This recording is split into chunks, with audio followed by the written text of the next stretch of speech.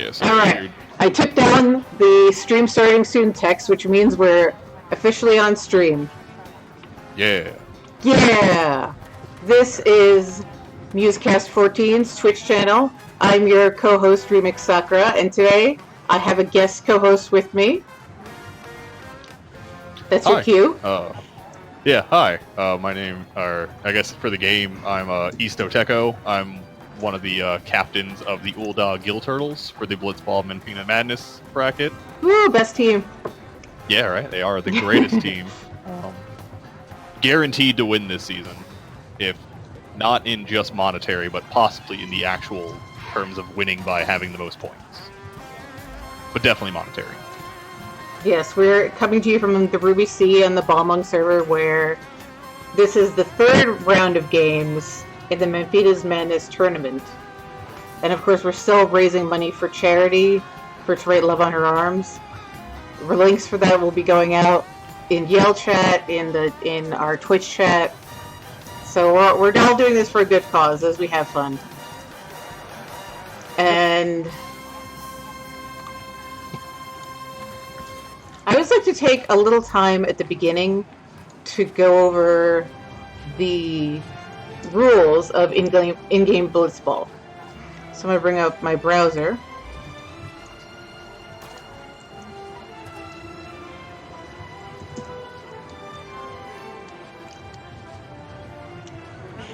Alright.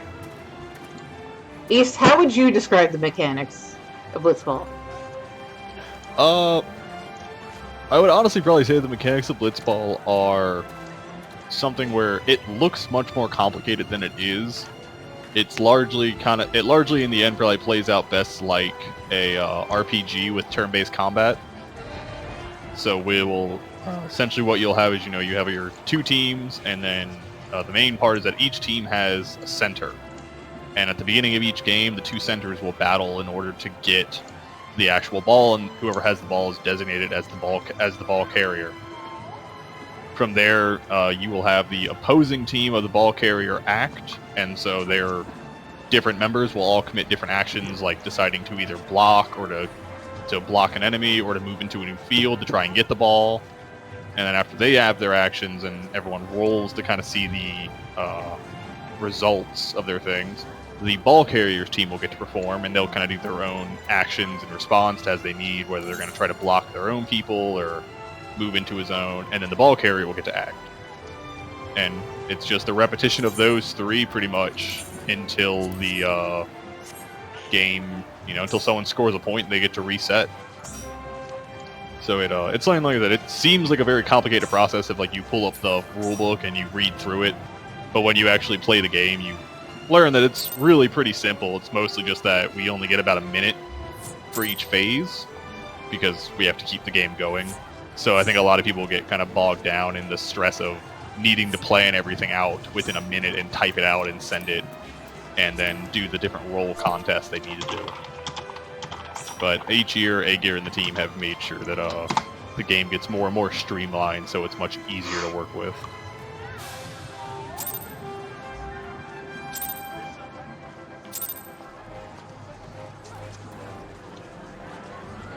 We've slowly been relearning the rules as we've been commentating. It's a lot like soccer, except it's but with more fighting. It's got the brutality of hockey, but the mechanics are like soccer. We have center, defense, forward. Yeah, it's I would say it's probably really similar to the women's soccer league, where it's treated like a full contact sport. So, you will see people that they'll just be, and you gotta remember it's all in water, so there's 3 dimensions of movement, rather than the usual 2 dimensions we're restricted to with our current field games of today. So we will, you'll see people, just swim up high and then drop down on someone, because we kind of suspend the rules of gravity in terms for magic to happen. And you'll see a lot of different contact in blood sport happening. It's really cool. Alright, Ager's asking the teams right now if they're ready, so we'll probably start seeing people field. Yeah, I'm just worried because I don't see the field markers. So for that, if you Yeah, I'm in the party. They mean party finder, but I can't see them. Who owns the party you're in?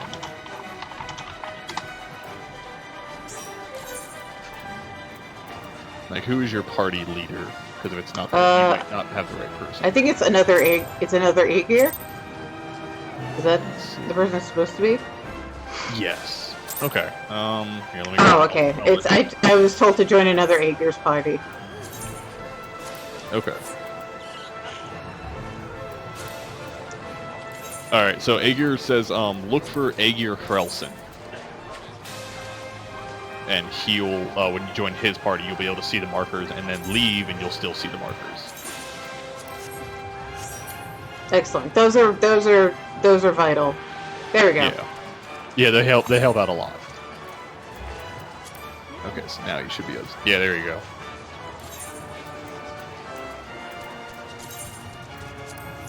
And then if you Yeah, when I'm out in the water, I can't get all the say chat that's happening over here.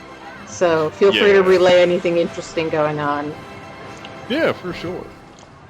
This will actually be probably one of my first times in the audience for one of these games. Usually, if I'm playing, I'll play, and then if I'm not acting as an alternate for one of the other teams, I usually go ahead and do something else for a little while. Alright. I'm gonna go swim out in position. Sounds good.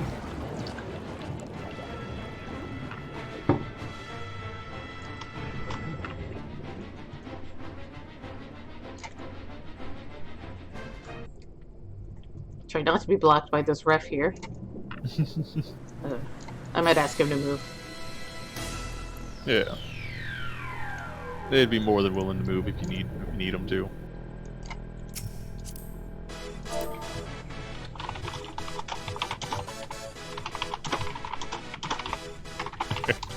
Yeah, so the Don just said that tonight's game is dedicated to Coco, who's a very good girl, and he's actually referencing.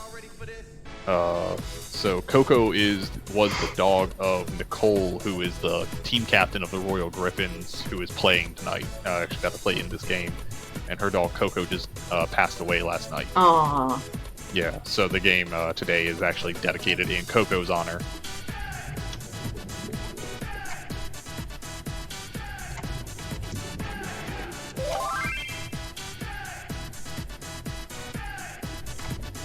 Okay, see if I can't... I try to get about half the field at a time and then go back and forth. Getting the entire field doesn't give you a close enough view. Yeah. You just gotta pan around. Yeah, I imagine some panning will probably be in your best bet. The good news is that it'll be... you can follow who the ball carrier is. You'll have to obviously know their name and target them, but that's where most of the action's going to be normally. Yeah, I imported a little Blitzball GIF into OBS and tried to match it to... I tried to make like a real-time like Blitzball location marker. Doesn't always work though. Oh, that's a great try though. Yeah, every year we keep hoping that like they will introduce some sort of system that'll allow us to kind of overcome the limitations of people having to join the party and then leave, and then even then you can't really see the markers we place on different people. So it'd be great if they gave us the ability to like just put a marker above our head and have that just remain respective, and like everyone else can see that too.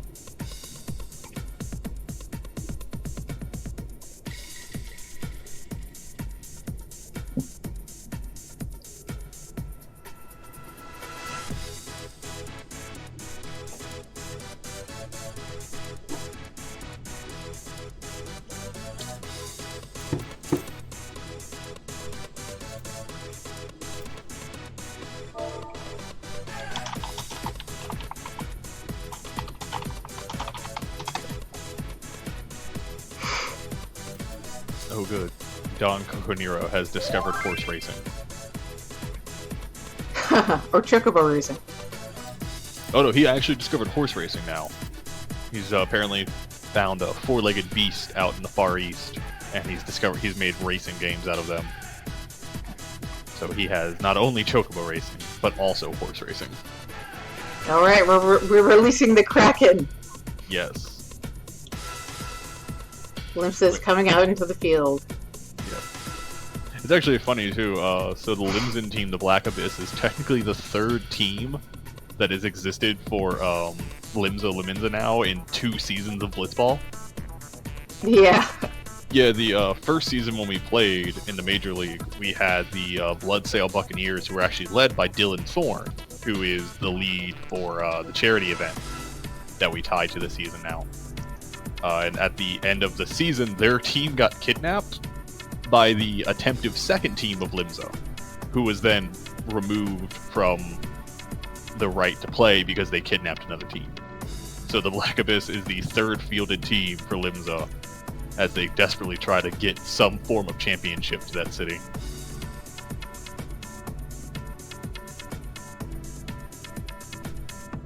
Not surprised with that there's so much chaos. Yeah, it's pretty great. Honestly, each team has a really good Alright. story behind them for a game that's so simple. Yeah, most of our attention tends to go to the center. It's all-time black. And defenders are Roscoe and Anja. Forwards are Aralita and Kiba. If anyone's like using a different name than their character name, let me know. No, most of them I think are sticking to that. Interesting that 3 of the people here are from other servers. Like, it wouldn't have been possible without World War's visit. Yeah, that made this honestly a lot easier. We had a harder time filling in teams last year because we could only use Balmung people, or other servers had to make alts to be able to get over here. So it was really nice being able to actually have people from other servers.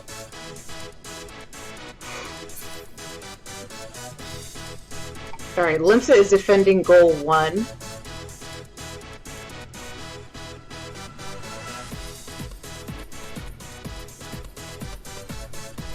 And Mhigo's coming out. Yeah, here they go.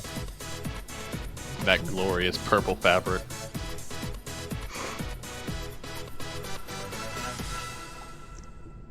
There's Don Coconero, high above the rabble, Yep. playing announcer. He's a great announcer. Yeah, he's a really great announcer. He's also, in character, the owner of the Old Dog Gill Turtle. Yeah. Which he makes no secret of. Yeah, he makes zero attempt to hide that he is very biased. And in the background we have, of course, the cheerleading squad. Yep. And the entire They're audience. Yeah, the cheerleaders are actually a really fun addition for this year, because in the minor leagues that we just got done with a few months back, my team had a group of cheerleaders that we brought in that were just, a bunch of different characters that our characters knew, like my character's wife was part of it. And the league liked it so much they picked it up as a mainstay to bring in for the entire season. And it's actually been really cool. They've done a lot of hard work. A lot of training. Yeah, I mean, just like in terms of they each definitely have emotes that cost money to start. So they've put in, real dollar efforts into this. They have an outfit made for each team. It's all the same outfit, it's just different colors, but even then that still is, a lot of coloration to go through with so many teams. And they created different cheers and dances and like dance routines for each team without any input from us. Oh yeah, I saw them at the opening ceremony, which I've got to download from Twitch before it expires so I can save it for posterity. It was a really great ceremony this year. So the first year we did this, our opening ceremonies, each team also had an act that they got to bring in. So everyone did usually musical numbers and stuff like that. And this year we didn't do the act in lieu of not having the ceremony take 4 hours. But I think for the closing ceremonies, the plan is to have the acts come in again. So I'm sure everyone is pretty excited for that. Indeed. Okay, finally, Mhigo gets their center. Yep. Agni. Forwards are Fjoldir and Noreen. Defenders are Jude Paw, which is not a pun at all. and Vexing Rose and goalie Manala. They're defending goal number 2.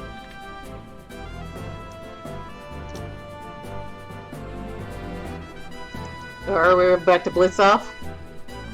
Yep. They are about to make the blitz off. Okay, let me hide the rule sheet. The Don is doing his customary bribe symbol with the ref to make sure that the ref calls in his favor.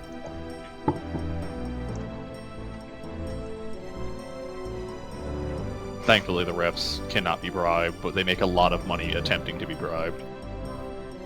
Not a bad deal. Right. It's probably one of the best jobs you can do for doing nothing different but getting paid. Alright, so the ball has been thrown into the center of the field. Now, what happens every time there's a blitz off is the 2 centers roll against each other for control of the ball. Yep.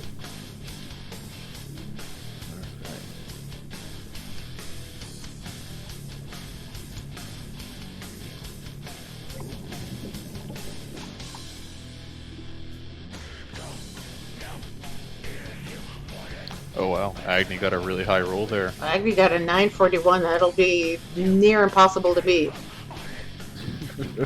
Yep. Yeah, Kassir goes. Yeah, Aldine is their other center who rolled well under that at 438.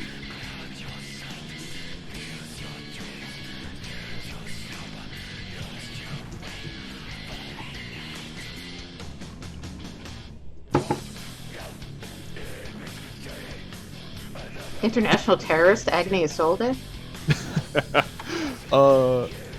Yeah.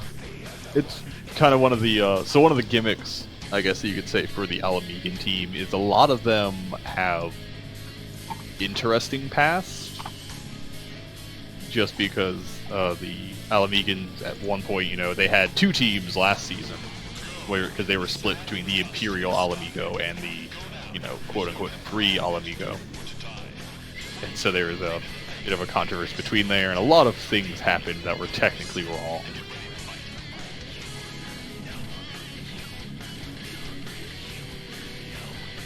Kilney tries to attack one of the other forwards and rolls a 14. Oh, that hurts. Yeah, that is not going to go that well. Some people have some really lucky dice I've seen. I saw someone roll a 999 for the second time ever. Yep. Yeah, we keep track of the 999s and the zeros because they're so special, because we just so ever rarely see them.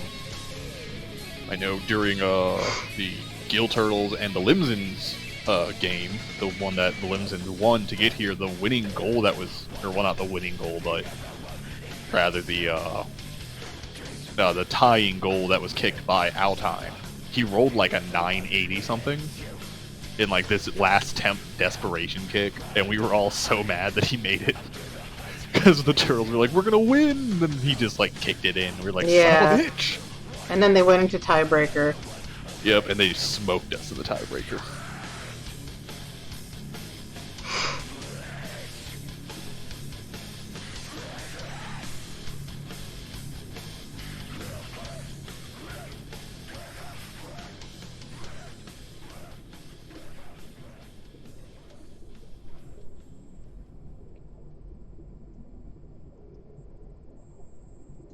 I'll never forget that FF10 death metal theme. Yeah, it was pretty great.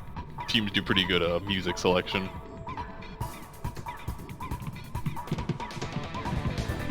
Alright, so now everyone's repositioning, and so now we'll see the actual ball carrier get to do his performance, I believe.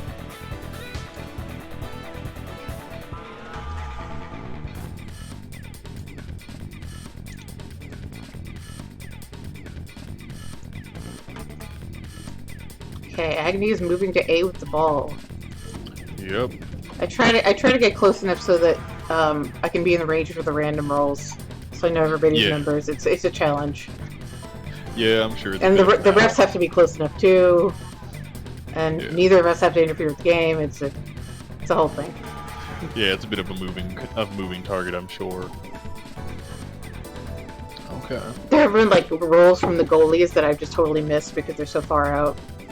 Oh, that's fine. Usually when we're playing, if you're not at center or closer in, you usually also don't see the opposing goalies' rolls.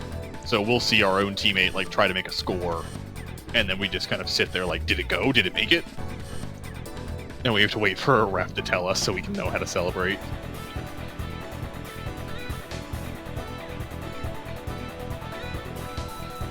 But yeah, so Agni is trying to move further in because the distance you have from the goal, the farther away you are, increases the number you have to use to actually just make that distance when you roll.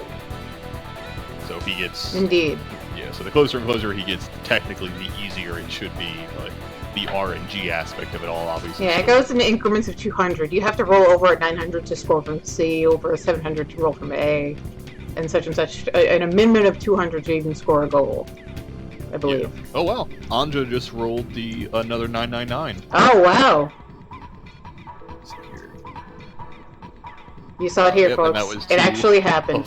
Proof that it happened. And that was her avoiding a block from another character, so... I think legally she just broke that other character's arm. Yeah. It backfired. Apparently. Oh wow, I didn't know we had a Zalera player in the league. I thought it was all Mateus and Balmung. Oh I know, Jude's from Goblin. Jesus, this team is everyone from different servers. We're all one big happy Blitzball family. Apparently, that's fantastic. Yeah, it's getting rough already. Yeah. Well, hopefully for the next minor league, which will come a few months after this, that's when we have a lot more teams. Hopefully we'll have a chance to fill out even more of them.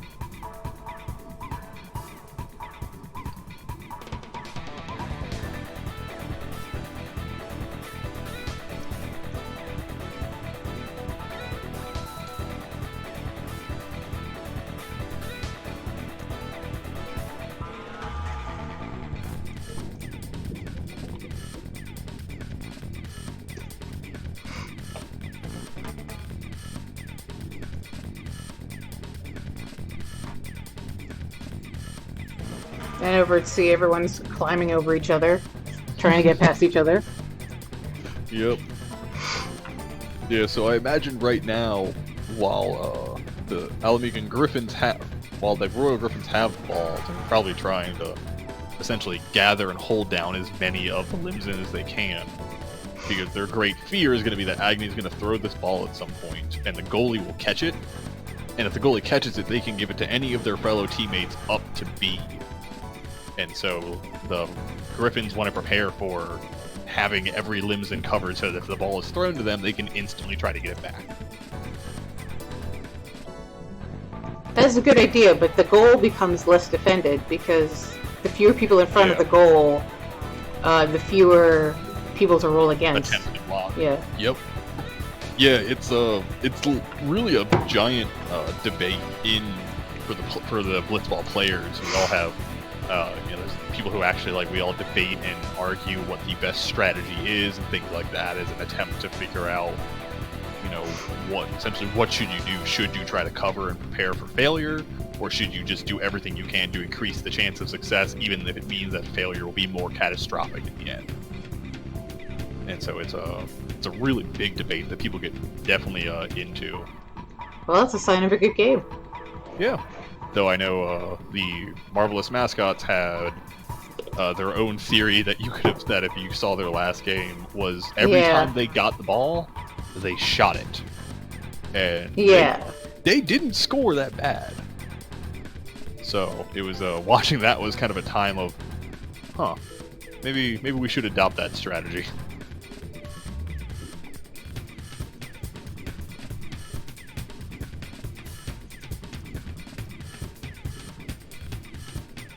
Ooh, Agni shoots. Alright. But is blocked.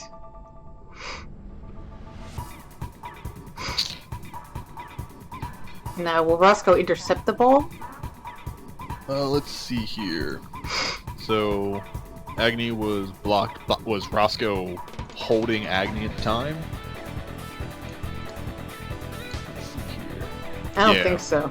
Oh, yeah. Oh. Okay, yeah. So Roscoe was blocking Agni at the time of the shot. So Agni had to roll to beat not only Roscoe, but to make the distance and to beat Asa. And Roscoe beat him first with his 961 roll. So Roscoe now owns the ball, and will, well, who knows?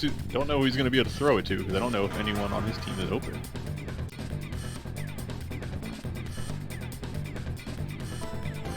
Nope. Nobody's over there. Well, let's see, maybe.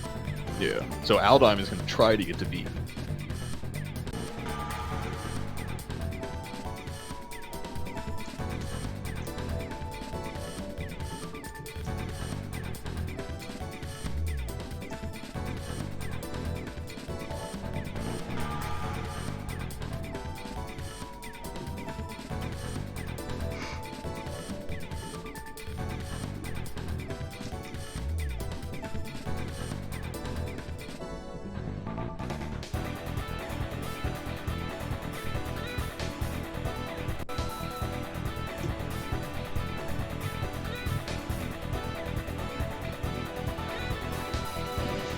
We just had three things going on at once.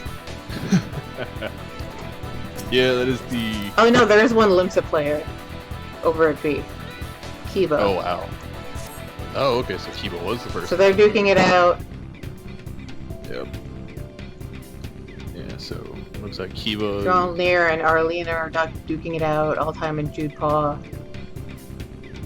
Okay, and They're duking it Vexing out. Rose is trying to get a hold of Kiba right now.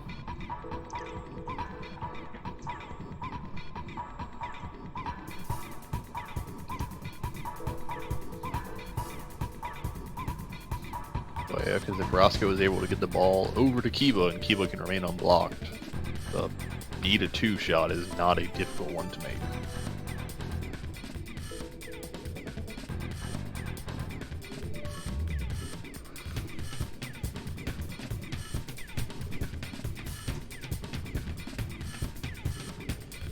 Oh no, Kiba's going into 2. So Kiba at goal with only the goalie to fight. Can a pass be made that far? Yeah, you can make a pass for four distances. So Roscoe being at point A is well within range.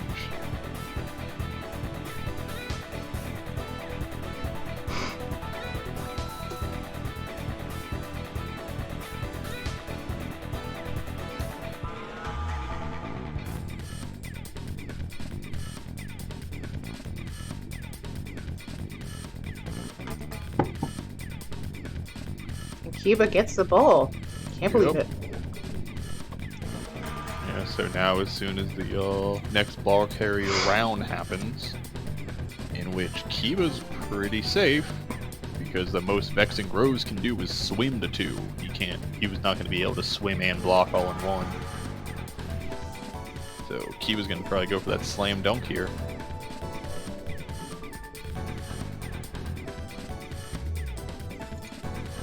The Abyss's turn just ended, so now all the Griffins are going to move, so we'll see what Minala does.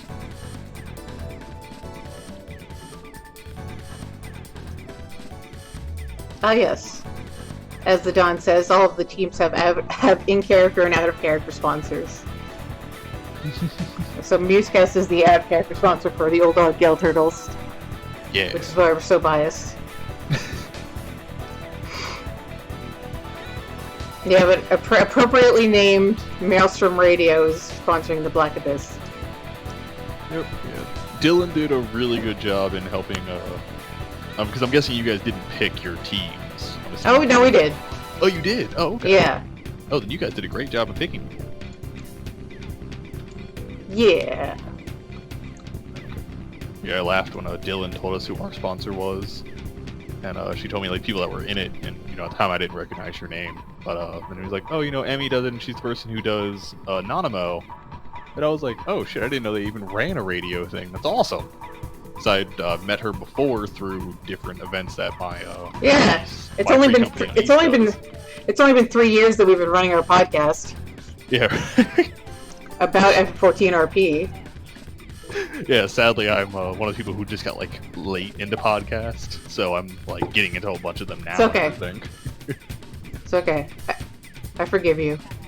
Okay, Kiba is going for the goal, but he only rolled a 279. Let's see here. Let's see. Ooh.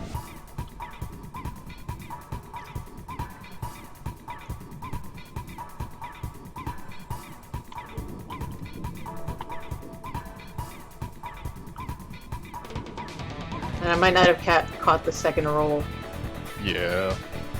But I'm sure that we'll, I mean, the Dawn will, Okay. announce Yes. something there soon. Oh, yep. So, yeah, Minala caught the ball, and she passed it right to Noreen Odinson, who is going to be, I think, in C? Yep. Yeah.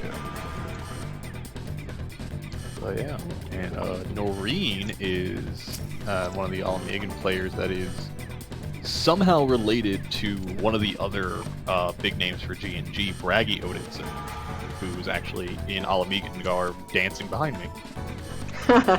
He's another person like Aegir who he plays. He has one character in the game.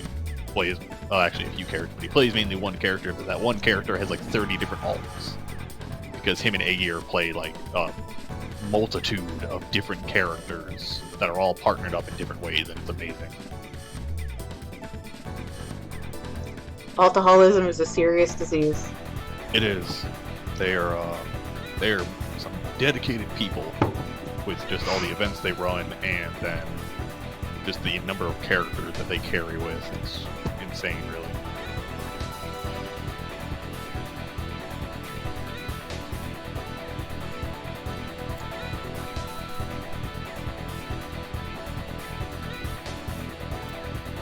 Fjolnir Jerkbrain holds the line like the fucking brick house he is.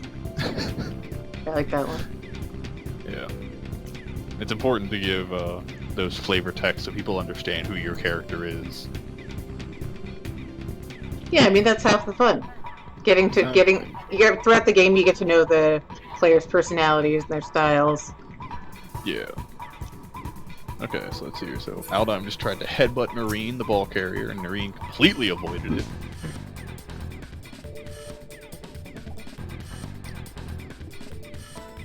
Ooh, two people are going after Agni.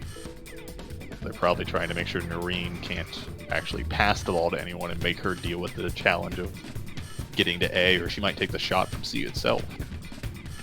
Which, originally I would say, that's a crazy idea, but that's actually how the Gill Turtles we scored our first point in the entire league. Was I got the ball and made a shot from C that actually made it.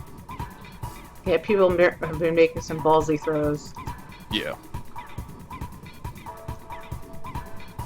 I mean, there's definitely there's math to support the idea of if you make the shot enough times, statistically you have to make it eventually.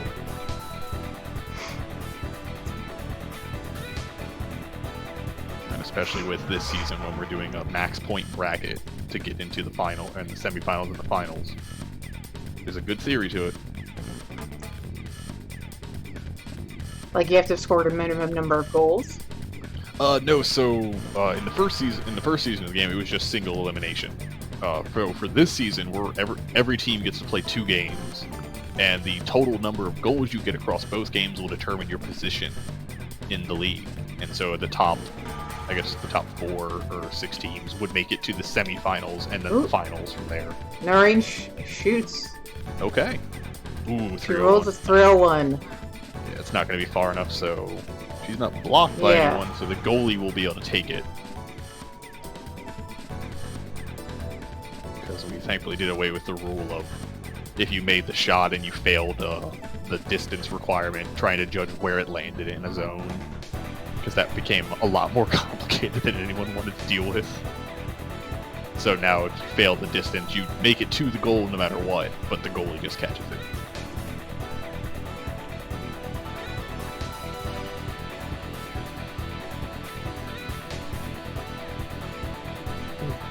But yeah, the total point system was a great addition though, because now, even though the Gill Turtles lost our first match, we got 2 goals, and so we get to keep going in hopes that, this game could end 1-0, so Limsa isn't any more goals ahead of us that much, and we still have a chance to beat them overall, which is our greatest challenge.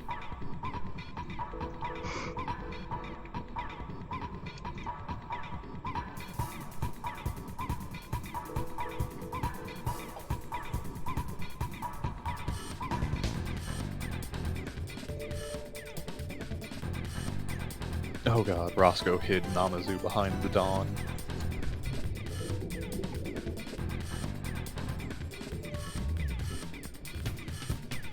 The Namazu cheering section. Is he wearing the...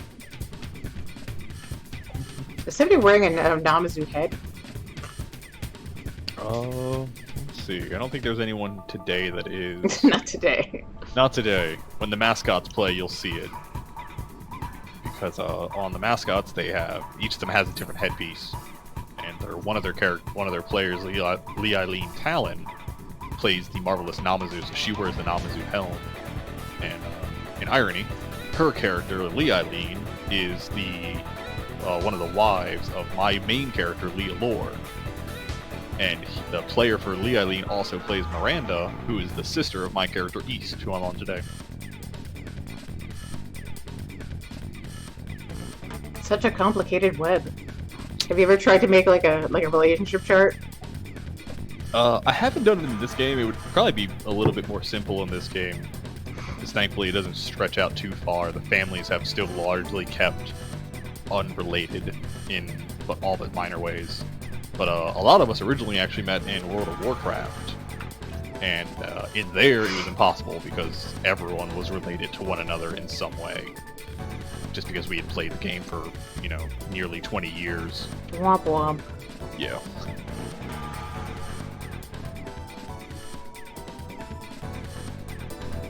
Though the families are connected, actually. Like, Lee Eileen used to date West Oteko, who was my character East's twin sister.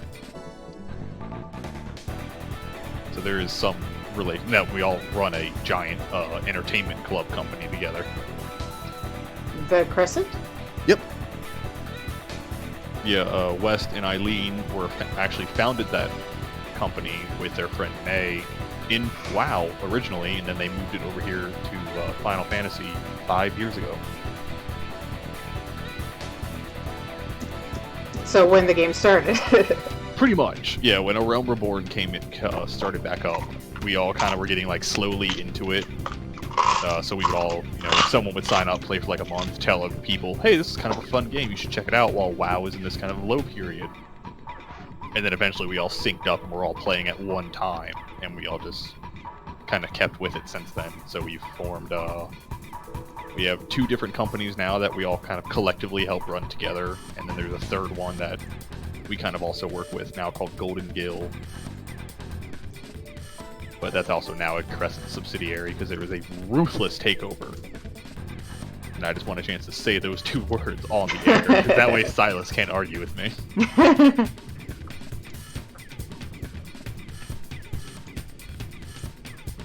Oh.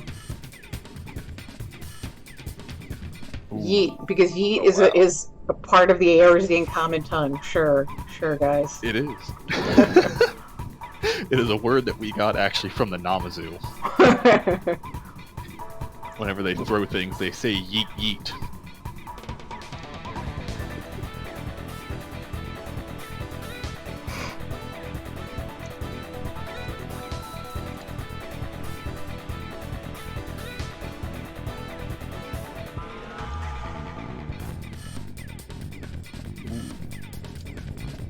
Anja has Agni trapped in a slow dance underwater.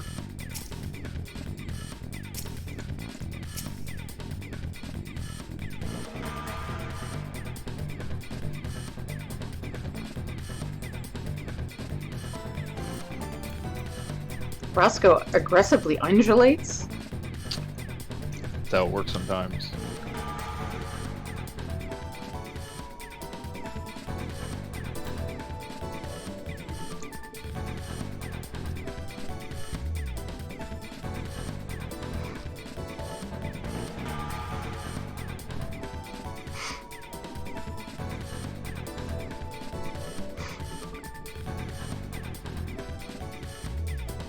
I've forgotten who has the ball now.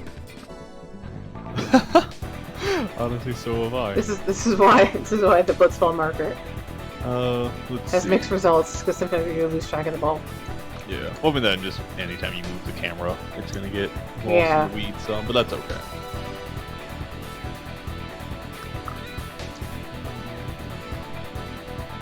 Based on how many people are piling on Anja, I'm going to assume she has the ball.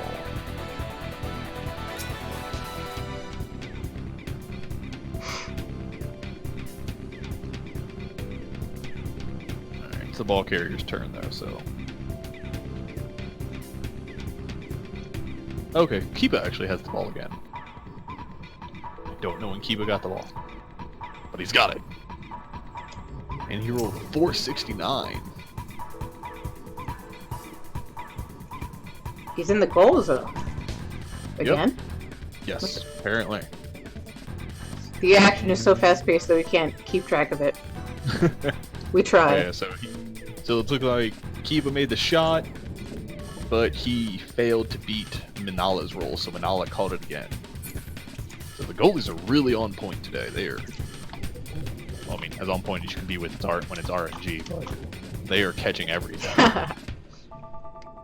So this is generally the way a game starts, and we're going to expect it to become a 1-0 game or a 0-0 and go to tiebreaker.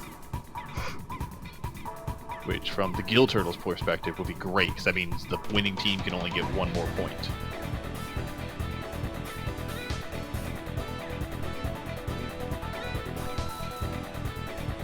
Nala passes to Nori, Again,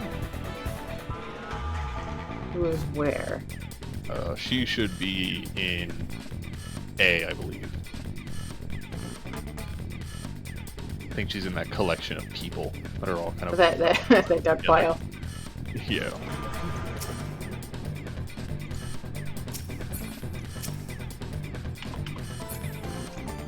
Oh, Narina the Shrine Maiden. I didn't know that. Even Ralger needs a shrine. That's true. I guess Alamigo does kind of have that benefit of there's a lot of shrines that need to be rebuilt. I really hope that's a thing that we see as we see, like, Ishgard get rebuilt. We also get to see Alamigo get rebuilt, just in different parts of the zone. There's a lot of pretty areas that are all kind of destroyed. It'd be nice to see them built back up. Yeah, but I mean, we're building Doma and Ishgard first before we even think about Alamigo, ironically. Right. Yeah, we got Doma built up fast. Well, I mean, I guess we got that one little town of Doma built up fast to give them, like, their own economic center. I guess from there we can kind of be like, ah, you guys got it. I hope that's not what the salt mines are supposed to be for Alamigo. That would suck. That town was not that great. Need some pizzazz.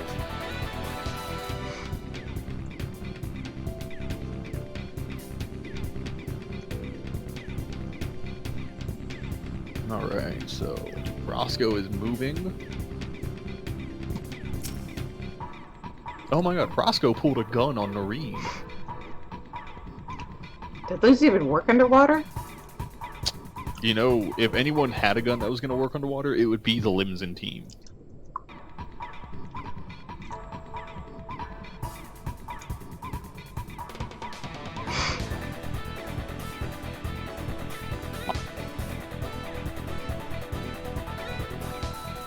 That gun definitely pointed at her. She's not tackled, it looks like.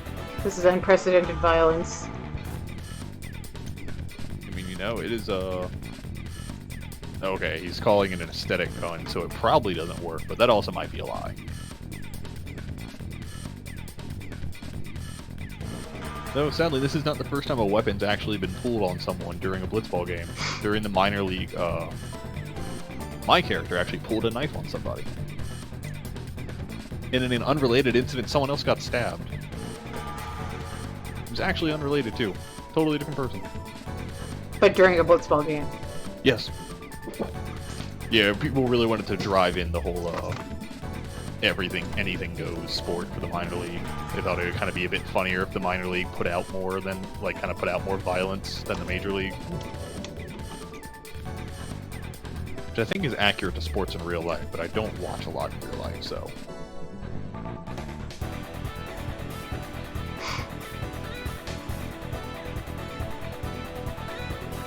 Let's see.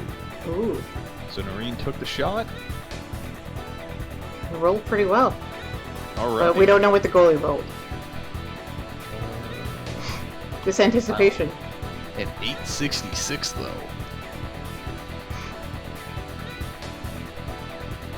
Roscoe fires. Please Square Enix. Oh, did she make it? She made it because Asa just screamed no. No.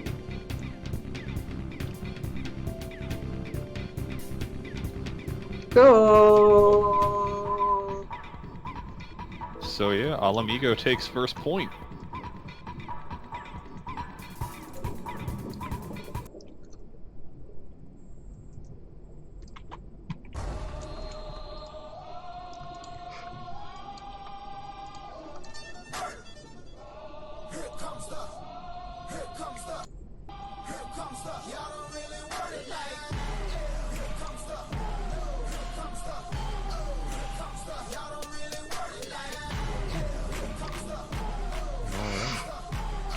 Alright, so now time for another blitz off.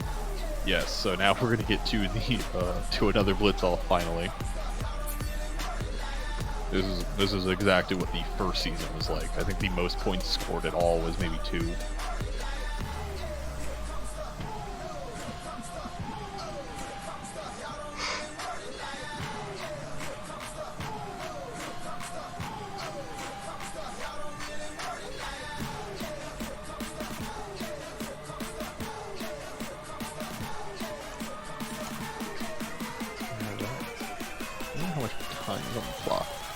Started at 8:05. Game itself started at 10. So about 40. So there's about 20 minutes left in this game for Limsa to make maybe one more point. Yeah, time flies. It really does. It's not a high scoring game. It's not. I think out of the first season, or not the first season, the first round of games, the most points scored was 3 in an actual game. Somebody got 4 because I remember updating our scoreboard.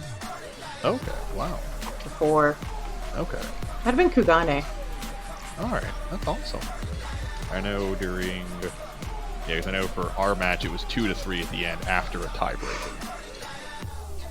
So, in a game itself, getting to 4 is really a feat. Alright, so Agni's got the ball.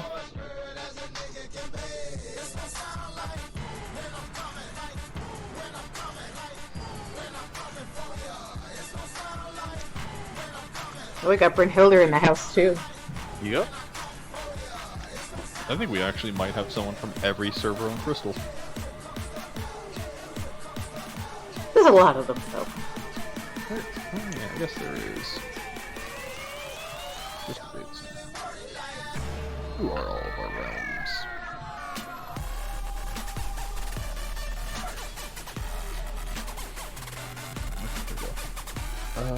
Okay, yeah, I don't see anyone from Curl, I don't see anyone from Diabolos, and I don't see anyone from Marlboro.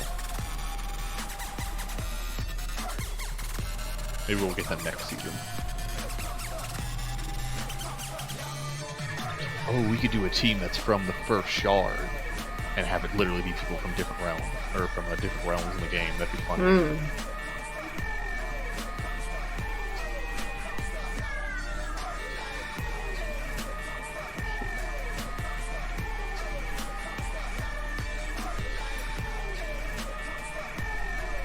I believe Kiva he blocked or stole the ball from Agni. Looks like it. No, there isn't stealing, but he blocked her. Yeah, there's no stealing in this game. That was I don't remember if we actually had that last season or not. We had a lot of more complicated rules last season that made the games much longer.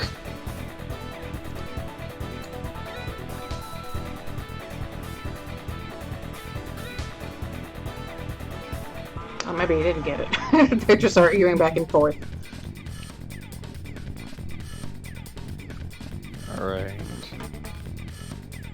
Alright, so it's the Abyss's turn now.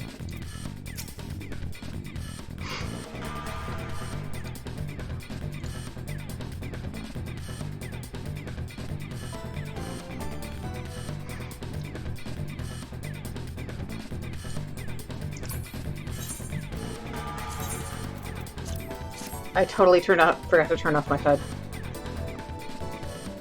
Oh.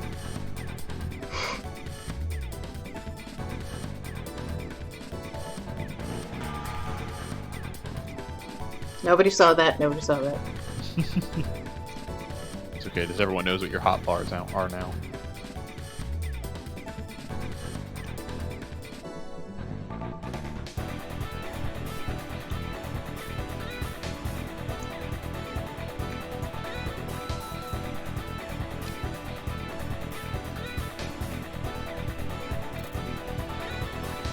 Now, how does passing work? Since we just got a pass. Well, so... Agni passes to Fjolnir. Fjolnir, I don't know which roll counts, the 971 or the 367. Well, so that was Fjolnir probably reacting into other actions. Because normally how passing works, it depends on if you're blocked. So if either the person throwing the ball is blocked, or if the person catching the ball is blocked, they have to roll to not be intercepted. But if it's just a person who is not blocked throwing to a person who's not blocked, you get to just throw the ball.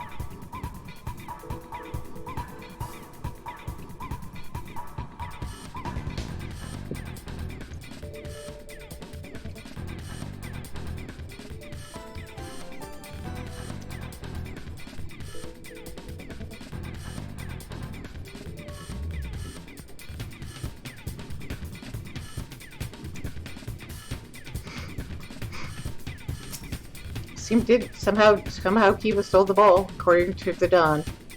Yep.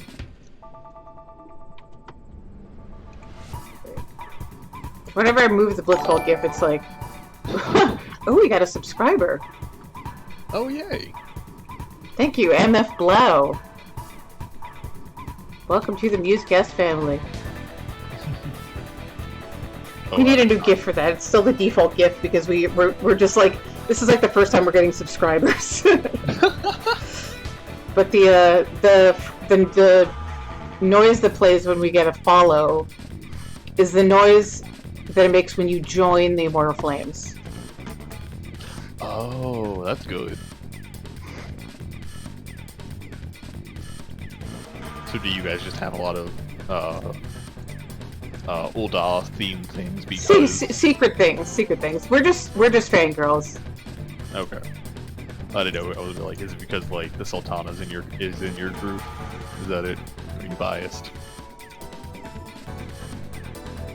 More like the other way around. Like, she is Nanamo because she loves Ul'dah.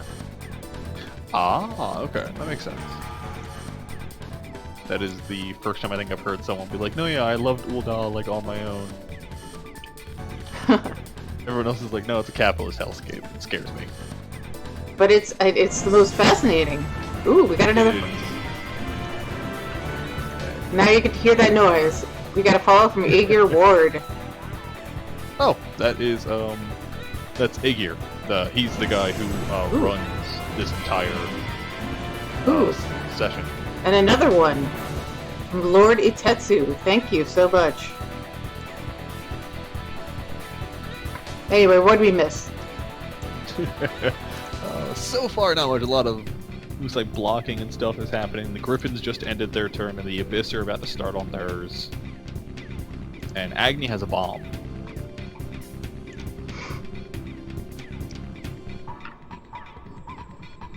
Oh, the bomb actually got thrown at the Dawn by Kiba.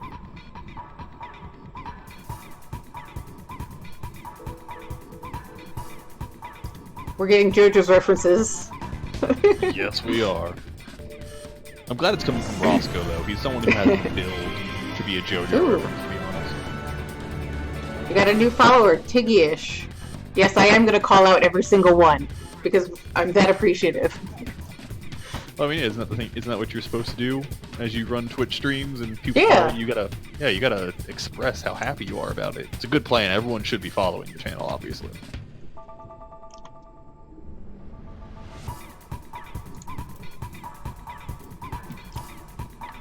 Anja decides to interrupt the little budding Yaoi novel with trying to remove Fjolnir's ability to bone. Well, by kicking him in the nuts? Probably.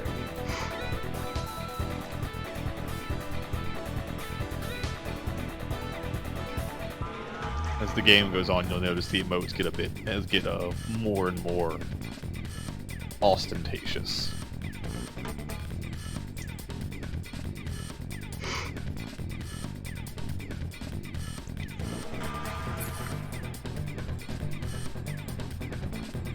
Oh, well, whatever happened to Fjolnir? He took the punches like a man, apparently.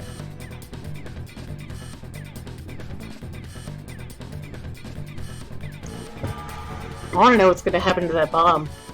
Me too.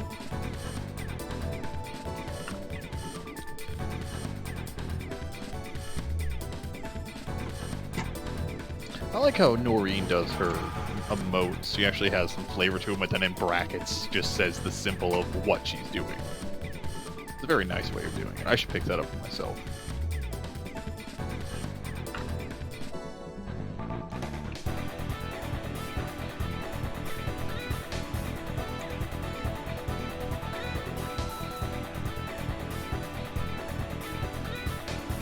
Ooh.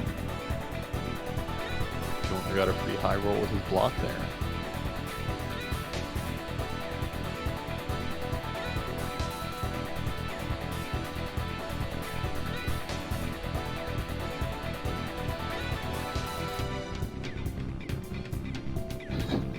Roscoe's just really going with those anime references now. Well, I mean, saying the word nani isn't an anime reference, that's just called speaking Japanese, I guess. But saying it with a certain tone of voice is very anime.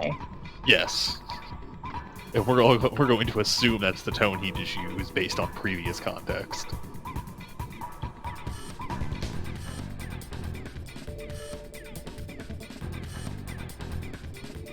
Marina Odinson is standing in for Nicole. Nicole got stabbed by someone sabotaging the Royal Griffins and thus missed the game.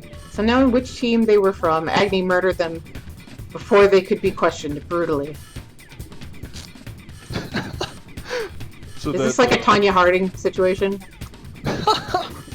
Well, I mean, it's the in-character cover story for, like I said, the game tonight is dedicated in the name of Coco, who was Nicole's dog who passed away. So I'm going to assume she's probably not playing because she is in the state of grief still. And that is their fun IC cover for why she's not there. Which is a great cover. Very a la Mhigo. Altai pretends to block vexing Rose by offering her a bottle of rum. Well, I mean, Altheim is a pirate from Limsa, so it's probably the first instinct he has.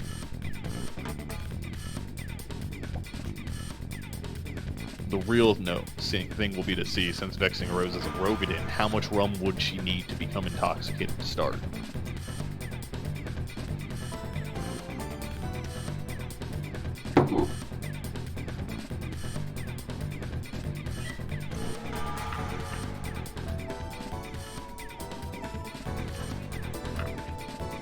I recently read an interview in Aetherflow Media, who are the sponsors of the Charlayan team, by the way.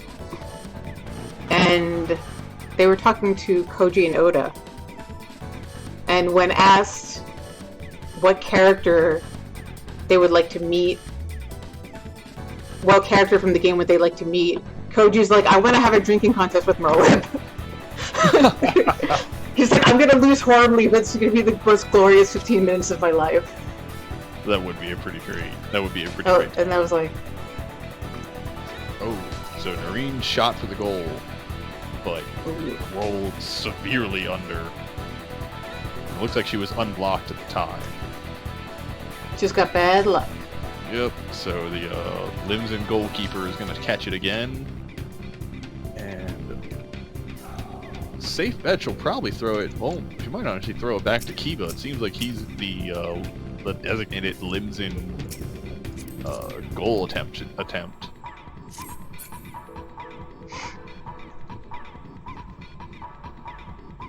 Yep. Asa has thrown it to Kiba. Asa is by far probably one of the cutest players in the league because she does a little chibi art of her character all the time. Aww. And it's just the smallest, usually like nothing more than a forehead and kind of like a little blobby body. But she puts in just like random ones and her character is always tired and it's adorable. So yeah, so Kiba has the ball now. He is in B. Folks are pulling down each other's pants. Yeah. Roscoe and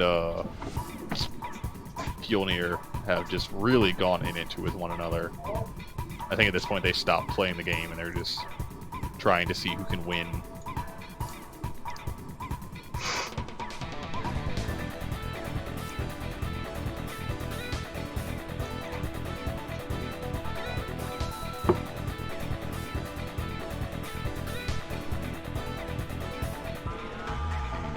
The Abyss time is up, so we're probably going to see Vexing Rose here tackle right into Kiba in an attempt to keep him from being able to shoot unabated.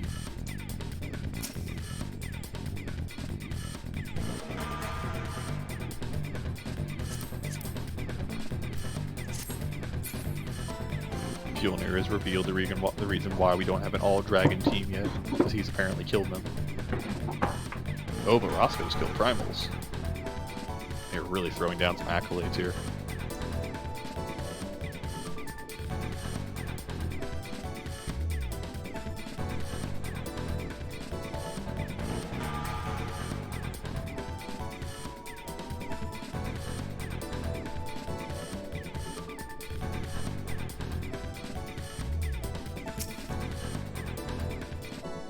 Couldn't Kiba just pass all time since they're next to each other?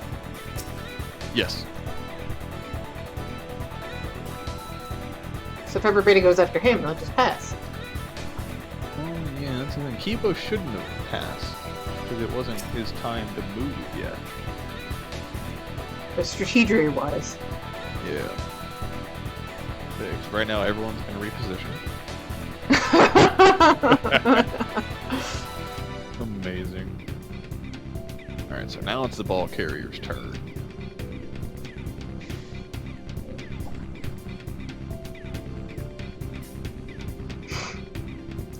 Kiba still has the ball, so even if he attempted to make a pass, the refs must have made the call of going, you can't do that yet. Oh! He rolled a 982 at the goal. Oh wow. Oh, and Manila rolled a 393. Ouch. Oof. The Kraken was released. Yep, alright. So that gives... Goal! Yep, that gives the Kraken... Yep, 1-1. 1-1. With not a lot of time left. So this might go to tiebreaker.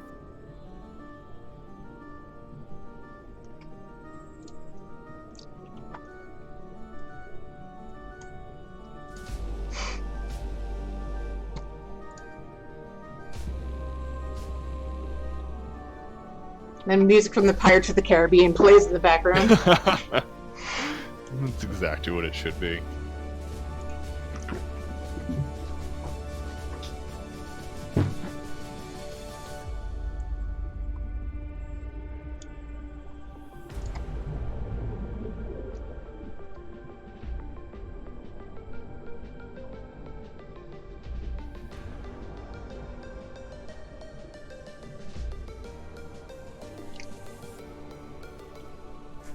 Back to C we go. Alright, so we're getting ready for the third blitz off. Agni wins the roll for like the third time.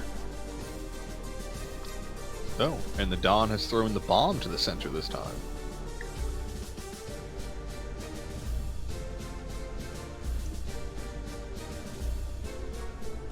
So the Dawn's playing a fun game, apparently. Does it still count if you throw the bomb into the goal? You know, this is a first.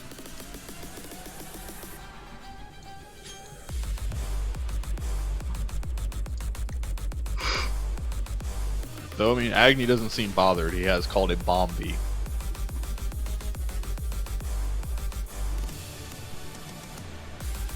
Okay, yeah, so there are 15 minutes left on the clock still.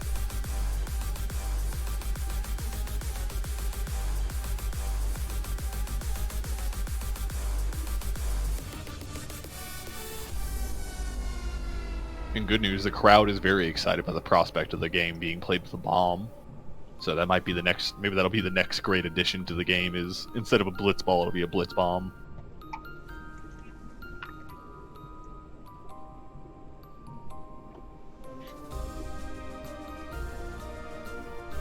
Get it in the goal before it explodes, or pass it before it explodes. Right.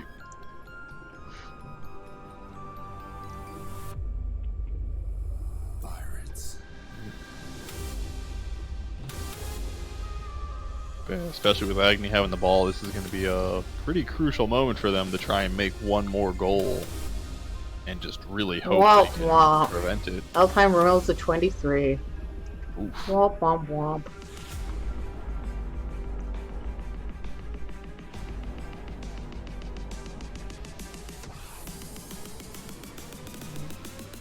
Though I will say, do not let the 23 initially make you think that it's a failure. We have had goals that one of our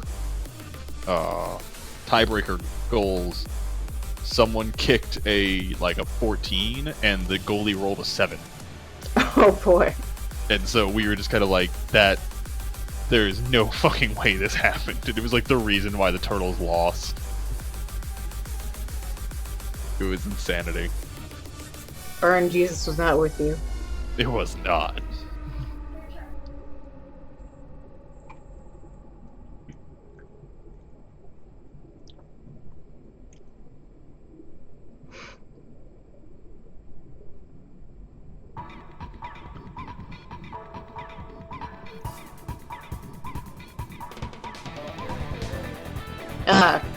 I knew it was only a matter of time before that happened. Somebody used Chef for hunts. Yep.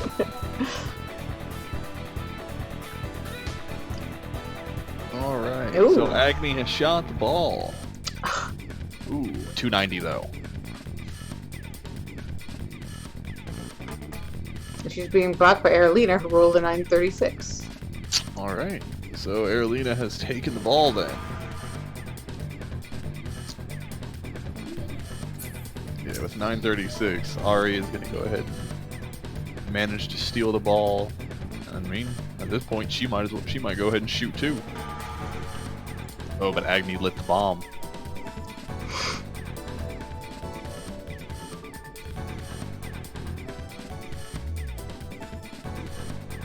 And then, of course, our representative from House 4 Tonks is in here encouraging people to not be afraid of the bomb.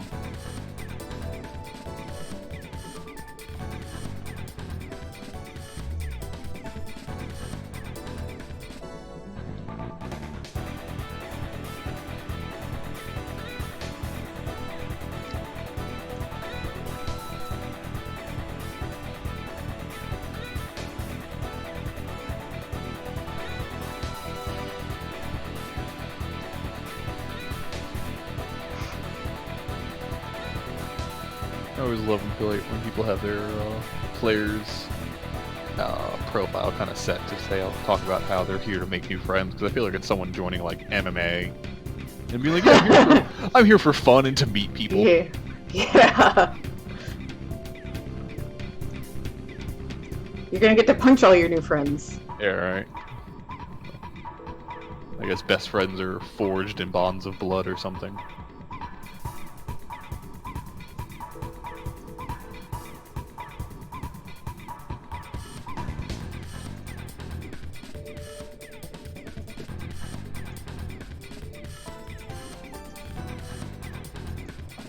So, Fjolnir is trying to block, but definitely did not make it.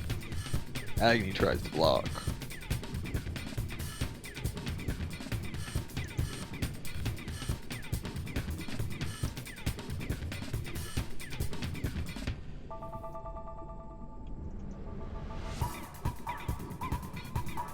See, they're waiting for Ari to roll again. But Agni rolled a 115, so...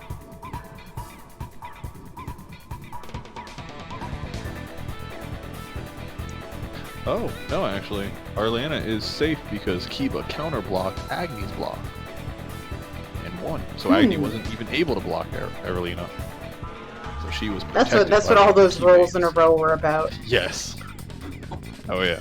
Yeah, it gets even confusing to the refs, because we had one ref calling for Arlana to roll again, and then another ref having to correct him about the counterblock.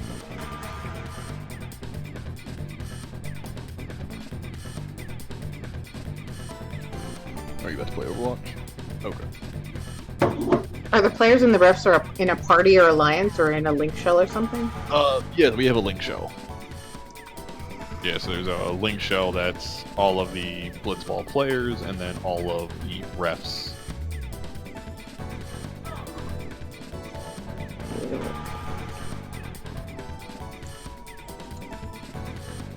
Alright, so Arliana unblocked is able to move to B with the bomb, where she will encounter resistance most likely from Vexing Rose and Jude Paul. But she has Aldine there to also be on her assistance.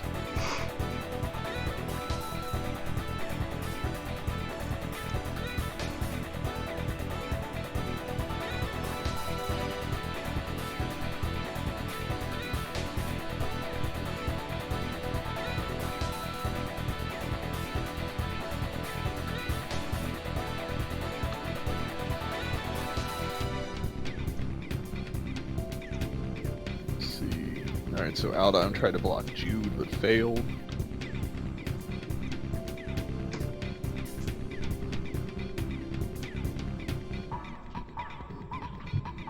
Yeah, which is going to mean that come the next turn, Jude and Vexing Rose are both going to be free to try and block Arliane, so she can't make her shot unabated. So we're probably about to see a dog pile there.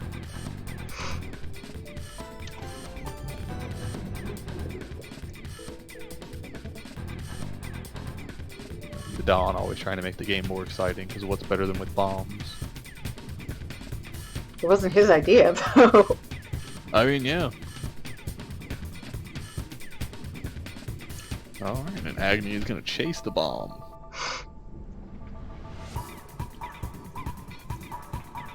Kiva Azuma rolls a 1. Oh, we got a 999 and a 1 in the same game. Could be worse. I don't know if anyone's done a 0 yet. Can you roll a 0? Yes, you can. In my adventuring FC, we have a rule that if you roll a 0, the ultimate bad things happen. But yeah, because there's 1,000 numbers total, so it's from 0 to 999, because you cannot roll 1,000.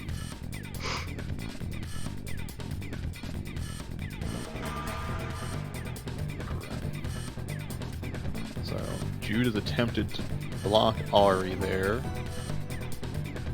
and he does not block her though. I'm gonna assume, yeah, Vexing Rose also went to block Ari and didn't block her, so Ari is still free.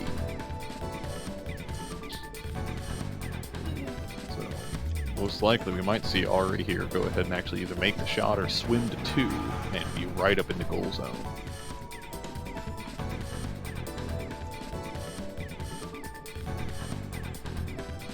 Oh yeah, Ari's going forward into the goal.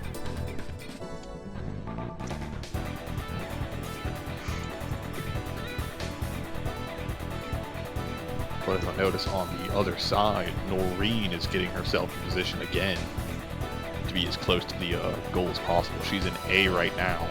So if Manala catches this ball, we're going to definitely see Manala throw it to Noreen again. And see if Noreen can get them a quick goal before the game's over.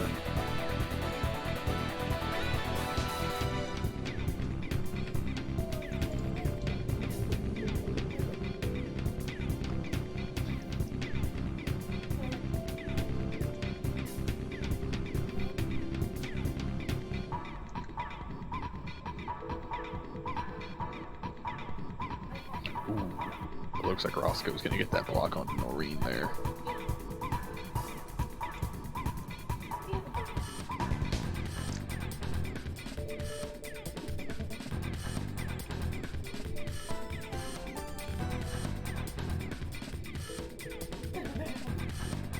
Ooh, yep, Noreen is blocked. So that easy path they were setting up is definitely not going to be able to work out with that plan.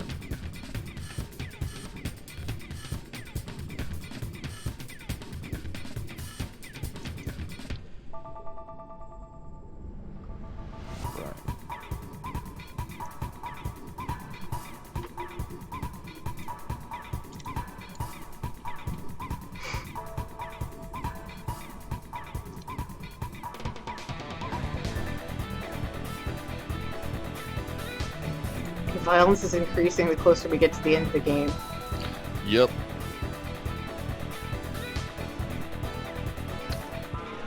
I think all the players relax the longer they play, and they realize it's okay to be more and more violent, but always they need someone to start it.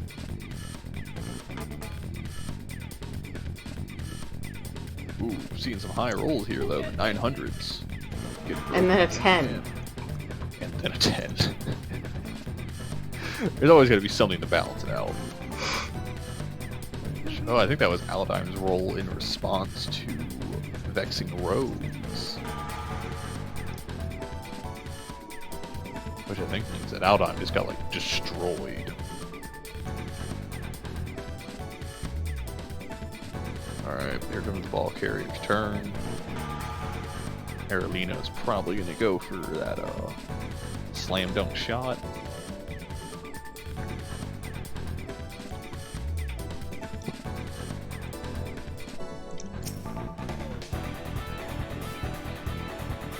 Okay. Yep, Aralina goes for this goal. Oh. And it's a score. It's a score. Go! I was like at 330. Oh, she can't possibly win, but then it's a 128. Oh. Yep. You can always roll lower. Yep. Always roll lower. Alright, yeah, so that gives Limsa their 2 points, which means that unless Mhigo can score a goal within, like, the next minute, then Limsa is going to be taking this and giving themselves a grand total of 5 points, which is a pretty good way to make sure you get into the semifinals.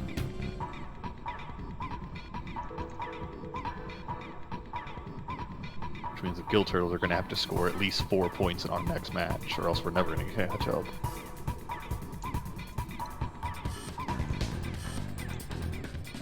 Oh, and the bomb has exploded. But no one was injured. Except for the goal.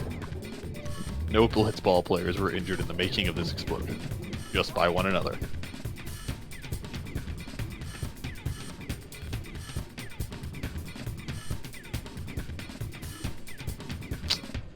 And the representatives from House 4 Tumps of Ishgard is once again calling for a bomb to be thrown into the field. Little word for the Ishgard team now. I don't want to be underestimated. You don't.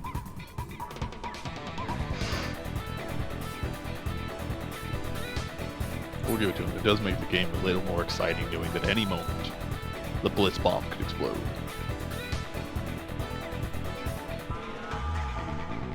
Though, given who some of the players are, I'd be a little worried if they actually got hurt much in this game.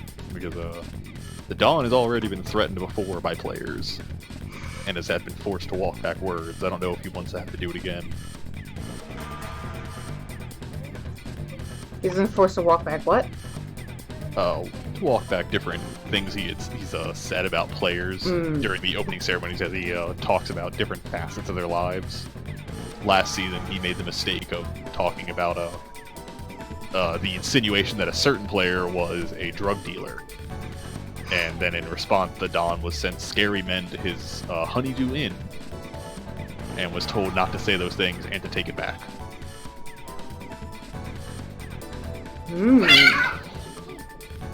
Sorry, I have cats, and they just started fighting. If everyone just heard a random shriek. Just pretend it was one of the players. There you go. A lot of Mikote on the team.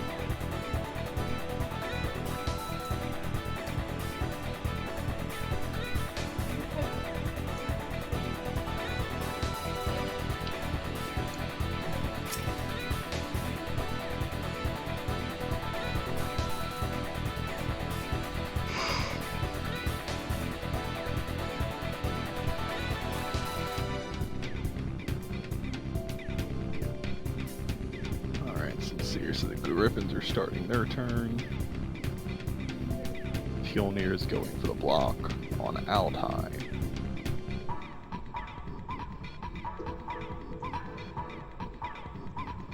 Ooh, and he gets the block with such a low roll.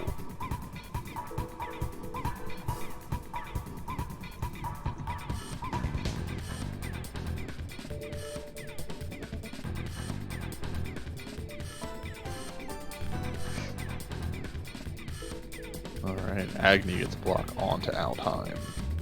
Using magic even. Pulling out that red mage skill. I guess it's not against the rules. It's not really. Though it's an irony, you'd think that they would do something about that, considering it might be a little bad to have people who can control water in a sport played in water. Hey, Fluid R is going away in Shadowbringers. Just in time for Blitzball Season 3. Yeah.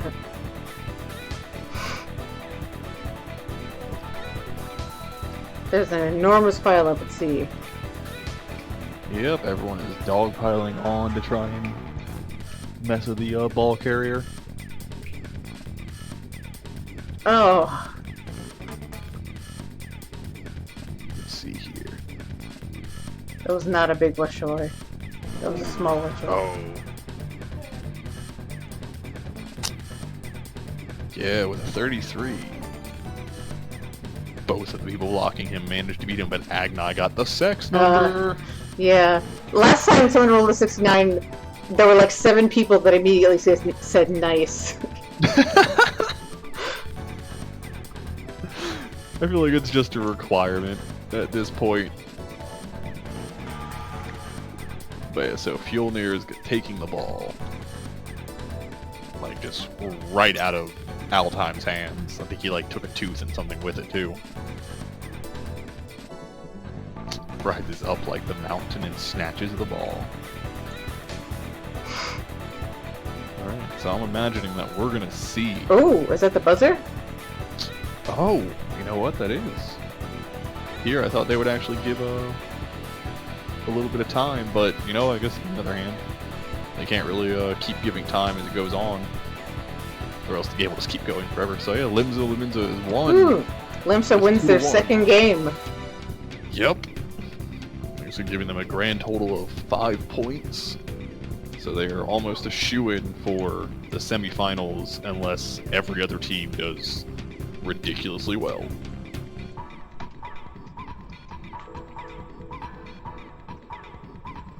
And that leaves Mhigo with... I don't remember how many points they got in their first match.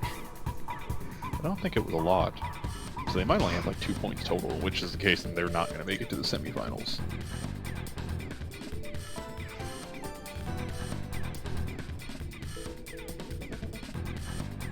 Oh god, Altheim did his transformation again into the giant Namazu.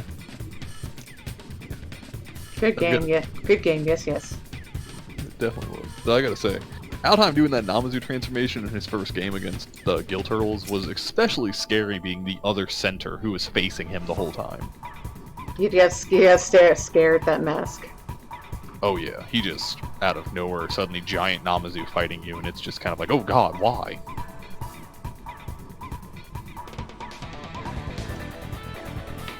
There's a part where everybody shakes hands and pretends to be friends. That's right.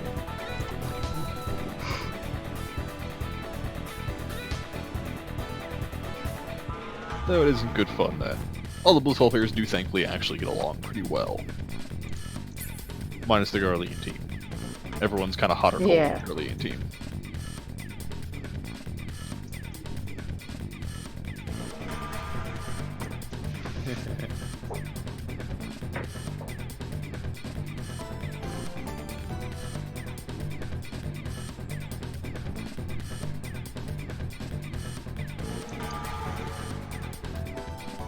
Alright, so yeah, they'll take a little bit of time to get reset, and then we're going to end up going in and seeing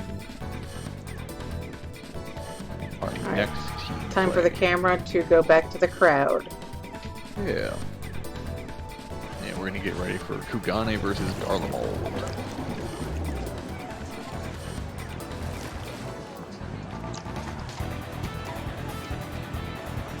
Fun time. I think this might be the first time that the Garlemald team has gone against a team that has not been from a nation they conquered at one point. So this will be a big first for them. People who don't have a reason to hate them on their own. Yeah, they got a Garlemald embassy. Yeah, right? They're friends. There could technically be Garlemald players on both teams.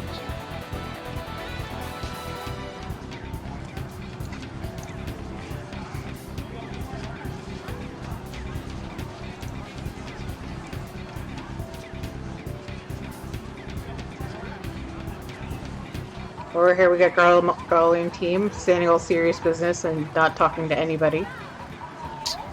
Yep. They have been a solid staple in the league, though. Well, they got more people. For a while, where they were having some challenges getting people.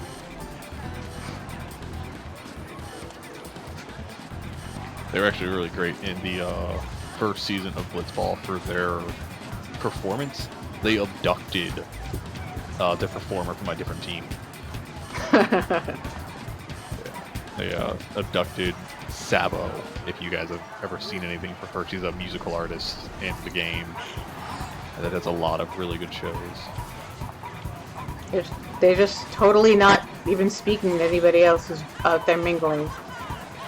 Yep. They usually don't. They don't associate with savages. Pretty much. They do a pretty good job of just standing back and trying to prove superiority. Which always makes for a fun thing coming out of the Guild Turtles as we try to play kind of like the heel team. And then, you know, the Garleans are here, who the actual sort of nemesis in the game. And so it's always fun to see, kind of trying to judge their reaction. Who's the better heel? Yeah, like, who does the crowd hate more? The people who have tried to conquer you, or these rich guys that are dicks? Let's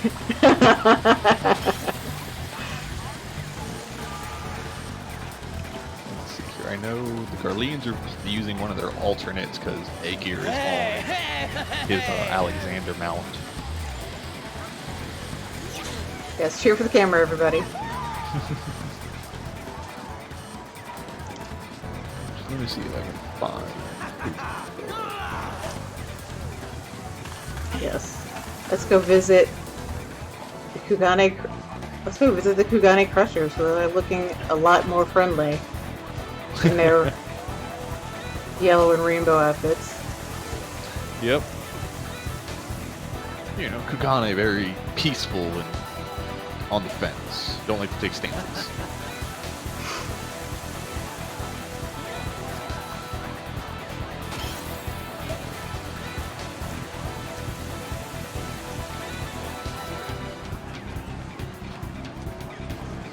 Oh, you know what? Aegir is listening to this Twitch. Aegir, what's the name of your alt character that you're on right now, the experiment that you're doing?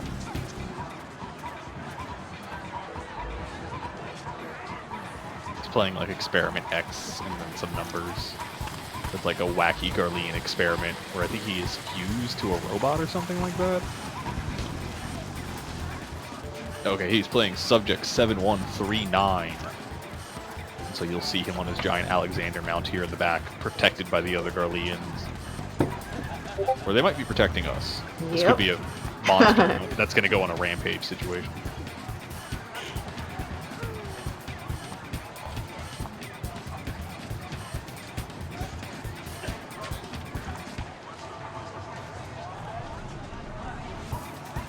Oh lord. Don Coco Nero getting into his territory battle with the Bandy Pakshi. The rival brothel. Yes. Yep, they're the rival. I mean, they're not the only two brothels on the server, obviously, because it's a big server, but they're probably the other most popular one.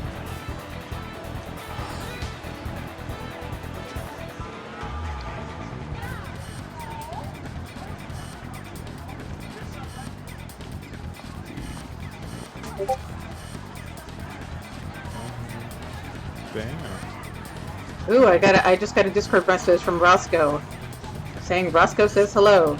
So hello, Roscoe, and hello to everybody in the stream from Roscoe. He's too busy jump cheering. It is an important thing. They did just win their second game in a row, almost guaranteeing their spot in the semifinals.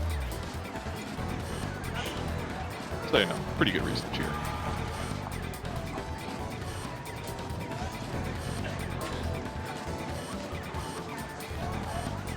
I don't know, he's a dreamer out, so I don't want to talk smack at him. I want him to be able to defend himself.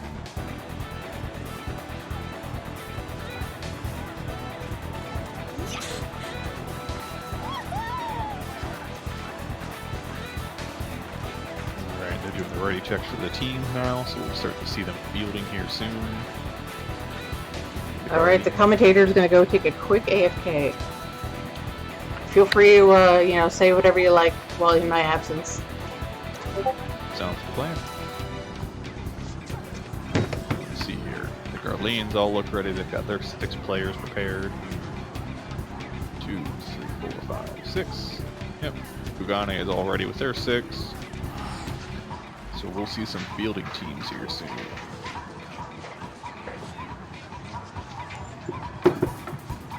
And see if there's anyone in the crowd. I mean, people in the crowd, obviously, but see if there's anyone shocking or surprising to see in the crowd outside of the literal. We have a third guest. Hello, Blitz fans. It's Roscoe. Hey, Roscoe. Hey. Sorry for crashing into the stream, but No, I please. wanted to say We encourage Not crashing. You just won your 2nd championship in the Blitzball season. What are you going to do next?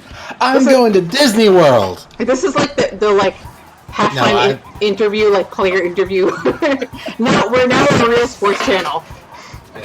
We're really excited. We thought we were literally going to die at one point because the Don threw a bomb into the field. Yeah, that was exciting to see. I'm a little worried for the Ishgard team because I noticed that the Fort Hump's house resident was very excited by the Blitz bomb. So I'm a little worried that Ishgard eyes might find themselves permanently playing with a bomb in order to encourage participation. I mean, it is an effective strategy. One of the things we do in training is we use very heavy blitz balls and also just straight up bomb fish, highly poisonous bomb fish. Okay. I assume the blitz balls you guys use are probably just cannonballs that are crudely painted. Well, of course. Yeah, naturally. Yes. We don't have the same budget as the Guild Turtles, but we have spirit. That's right, you don't have the same budget, remember that. Yes, because we aren't funded by the Mafia. Anyway. Mafia, pirates, what's the difference? Anyway, this upcoming map is really exciting because this is the long-standing, it's the reunion and the rivalry between 2 of the biggest blitzball players in the league.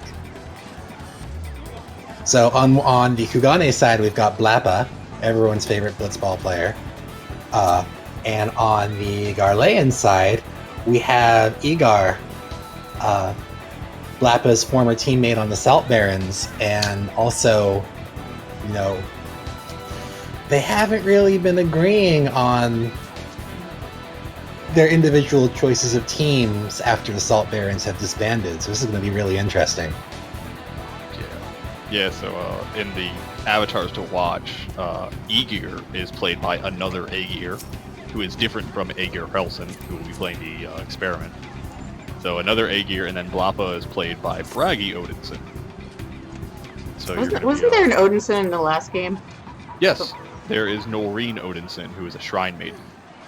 I don't Are know they how related? they're related. I don't know how. I assume they are, because they're both Odinson. I can confirm that Bragi Odinson uses that character to play, I think, 10,000 individual characters. Yes, so I have no idea who he is at any given moment. Yeah, so they probably have at least one character that is related. I know Bragi's main is a sky pirate, I think. Alright. Time head back into the water. Goodbye, crowd.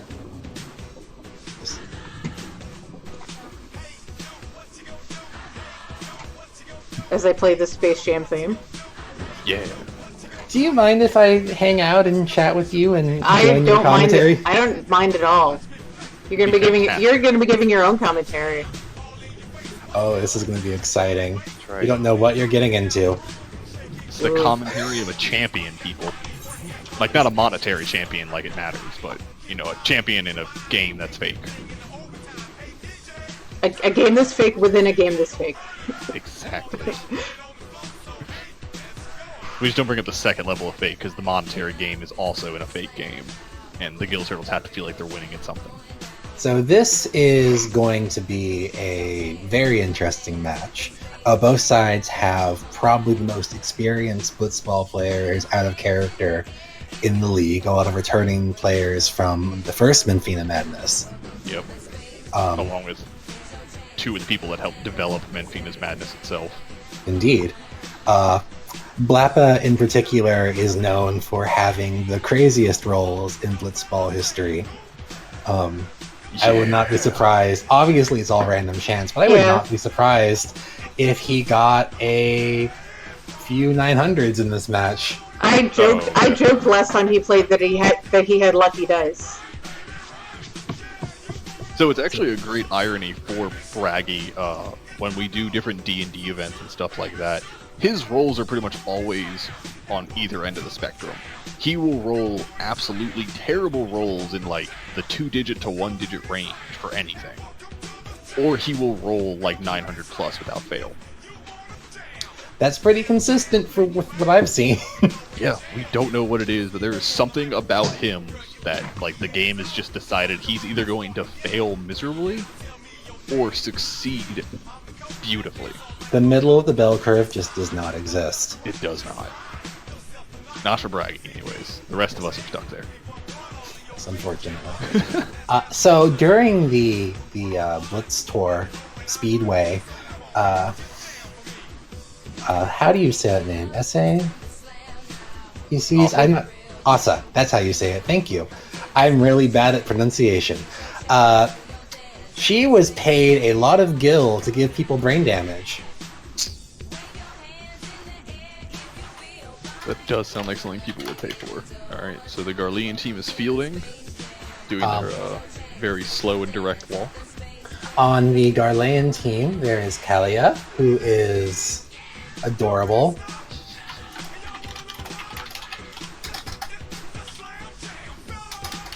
Oh, she asked Roscoe to hold her plushie. And I am going to dutifully hold that plushie because it is absolutely the cutest. Right.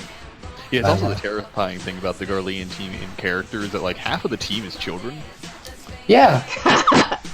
Like, that's like one of the reasons why it's difficult for people to be like, actually hate the Garlean team is because one of the people who leads it, I forget what character they're actually on. It's not Zhang, who plays Jen, is like 13. In a census, Jen's Shinra. Yes. I think is the full name. It's hard to keep track. It's their full Garlean name, but the league has taken the mocking of calling them Jen because they definitely hate it. I would like to petition Square Enix to add roleplay profiles. Oh god, that'd be amazing. Yes. If so, just give me a middle name. So we've got Siegfrieda, who is Agar's sister, and also Killbot Subject 3179. Yes, Don, they did say Killbot. Yep, they did. Though I don't think this is the first time the Garlean team's brought an experiment into the game, so it's by no means the Don says the Quasiari technically do well every year, probably because they're using illegal magitech and corrupt science to enhance their player base. It's true.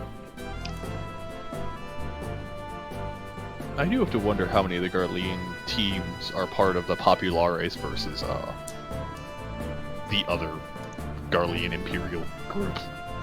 The Optimates? Ah, there it is, the Optimates, yes.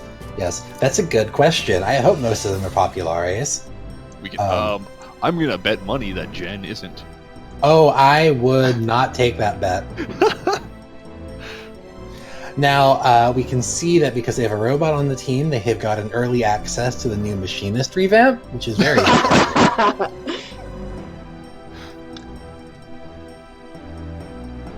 So right, they they're what you could say was possibly like the inspiration for it. Koji just, because Koji and Yoshi P like to watch the Blitzball games. That is a yes. They're followers of the VSCast 14 stream. That's right. Yes. Hello, Koji. Oh, now we're getting more Latin chants. Which I have to go to Google Translate and badly translate. Listen, I'm glad some people actually do that, though, because I just kind of stare at it and I'm like, if I can't tell what it is, I'm not going to know. Also, as an aside, I received my RP laser cut pin today in the mail. Oh, did you? Yes, it is fantastic quality. It is beautiful. And if anyone listening or watching wants a chance to win one, stick around for the giveaway that may or may not be happening later. It will happen. We just do it at the end of each stream, near the end of the stream. It is a fantastic prize, and I love it. Oh, thank you so much. Oh, and we're beginning the Blitz off. And we're beginning the Blitz off. Yes. Okay. And I haven't changed the team names. Whoops. Yes. Oops. So. Alright, let's see here. So, Blappa has the ball. Crushers are in possession. There we go. Oh no, Agar has the ball. Never mind. It's hard. I should get closer to actually see what's going on. I just read between the link shell chat to see who has what. So the Technici are up right now with the ball. So I try to get close enough to actually read everybody's roles, except for the goalies. I can't get close enough to the goalies. Well, the goalies don't. All Asa, our goalie, does is decorate the goal like it's her house. So, like I said, Asa is the cutest member of the entire Blitzball league. Oh, I love her. She's adorable. I love the little chibi she just posts. She is also responsible for so much of the Black Abyss, and without her, the team would probably not be nearly as functional as it is. That's good, though. Yeah, because she was on the first team that was in the league, wasn't she? For yes. the Limsa, she was on the. She was the only Sanguine Siren that wasn't arrested. That's right. She got off on a technicality. Good for her. Yes, that's the best way to get off. That's right. Technically not in jail. The best kind of not in jail. So already we see the tension between the centers of both teams, Igar and Blappa. So they're both rivals and they're both playing center. I believe so. Yes. Yep. They're So they are in real life. They're a lot of them in G&G are actually roommates that live together and they're really good friends. So they love playing opposing dynamics with one another, and it makes for some great stories to watch. It really does. Shout out to G&G for running 70% of the events on Balmung, but also for just being a really cool free company. With some really cool people. Yep, and their new leader, Aidwin, who is actually a member of the Sea Chocobos. He's their captain. Yes, captain of the Sea Chocobos. Very cool. Yeah. Has a wonderful hat. Does. Yes. Yeah, doing she's gonna do good work as the new lead of G&G, and keeping it on the straight and narrow.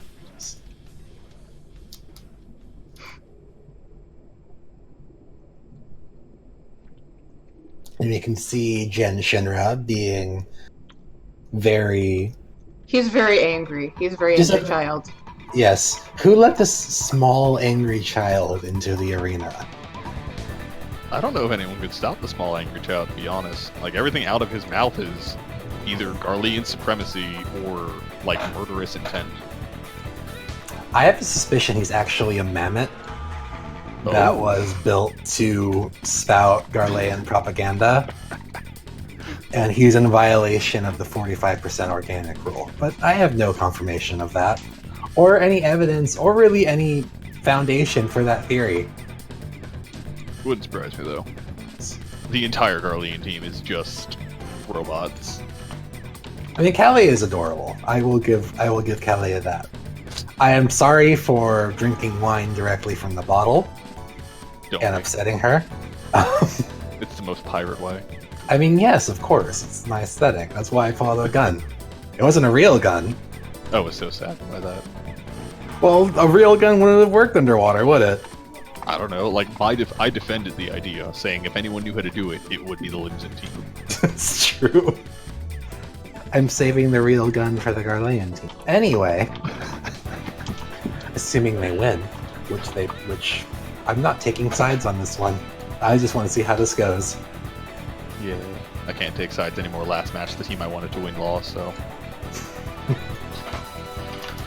Love you, Roscoe, but you already had too many points. I didn't want you to win more points. I have to get like 4 points in my next game now to have a rematch. We'll see. SS charges for Aegir using the slogan of the mascots, peace and love. Or alternately, love and peace. Yep. The mascots are a very interesting team. They're the best wild card we've had. They really are.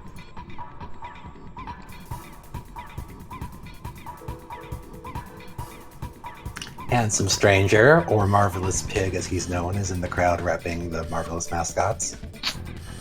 He's wearing his Mhigo not uniform, so he is very disappointed, I can imagine. Sorry, Mhigo, I love you guys. Look at it this way, they didn't lose to the Garleans. That's true.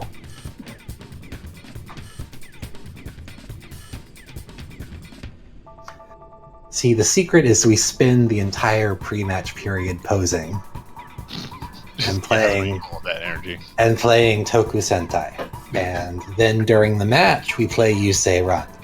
There you go. And but we have the power of God and anime on our side, and that's what allows us to win. See, I always would have imagined it was kind of like a drunken blitzball plan. Well, there is definitely a lot of alcohol involved, yes. Okay, that makes more sense.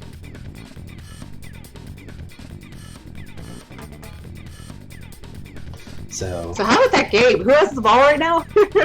oh, Aegir has the ball Aegir, that one, Aegir, has the ball. He's moving into... he is in two. He's in two. He is at the goal. So yeah, we are most likely going to see who else is in there with him. It's just the goalie actually, and he's got another Technici there. So unless the Crushers are able to do something, we're probably going to see a slam dunk attempt here when the ball carrier turn comes. There's also some tension between Siegfrieda and Blappa because Blappa has a huge crush on Siegfrieda. That's right, they actually have a bet going for this season that if Blappa's team wins, he gets to marry Siegfrieda. Indeed. I don't think Siegfrieda's in on that bet though, which is questionable. She's aware it exists, but I think she's in denial because she doesn't expect Blappa to win. Remember, kids, consent is important, especially in marriage. That's right. In 47 out of 50 states in the U.S., you have to have a spouse present. That is a real statistic. I did not make that up. You can but in those other 3 states, you can get married without your spouse present? Yes, in 2 of the other states, you can just have one spouse present, and in Montana, you don't have to have anyone present. Okay.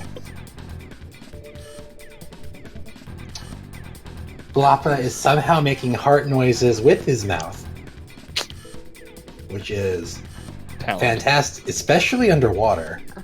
Really is. Ooh, what a good roll, though. Almost a lucky roll.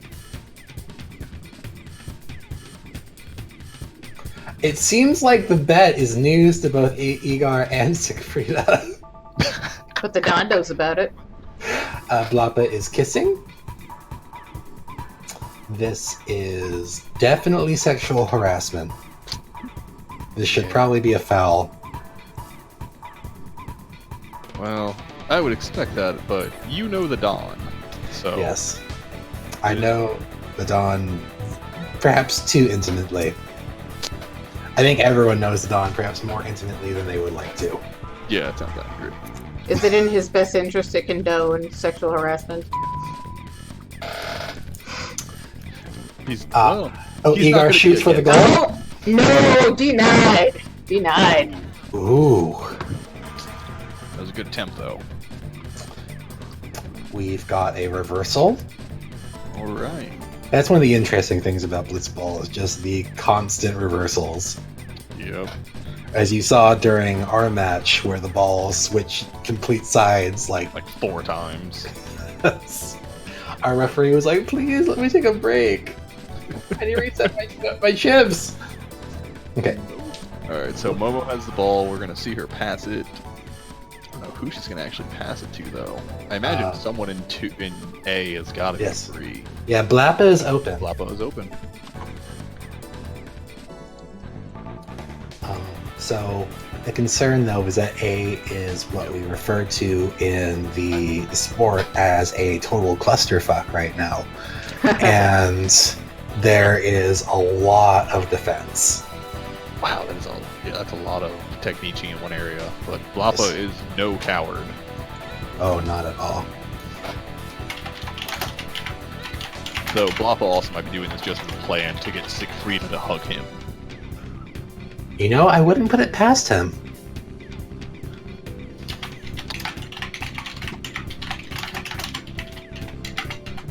Apologies for my keyboard noises.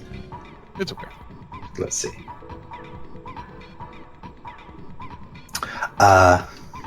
Lady the Four Temps is offering extra gil to whoever headbutts the robot. Oh, bless these guardians. As a reminder, please sign Dave the Drake's petition for the All Drakes Blitzball team next year.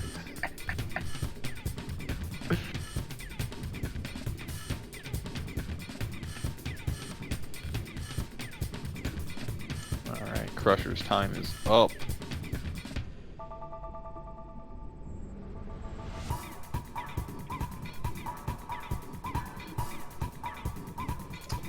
Oh, poor Callie has a concussion, maybe.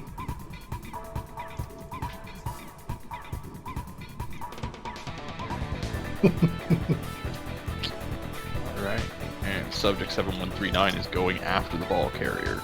Oh dear. And as Subject 7139 has said, he can feel pain, but not mercy. Oh, Siegfrieda has attempted to hug Blappa. His plan has worked. Their marriage is nearly assured. I hope I'm invited. Oh, though, God, unfortunately. probably not. Oh. Look at that roll.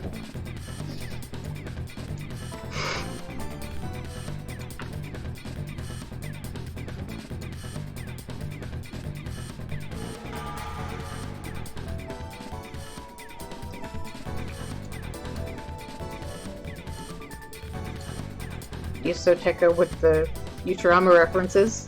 That's right.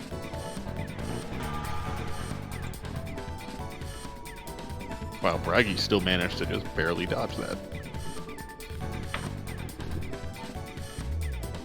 Has he managed to avoid all of the blocks? So far, I think only Siegfrieda actually tried to block him. No, that's right. Aegir tried to block him too.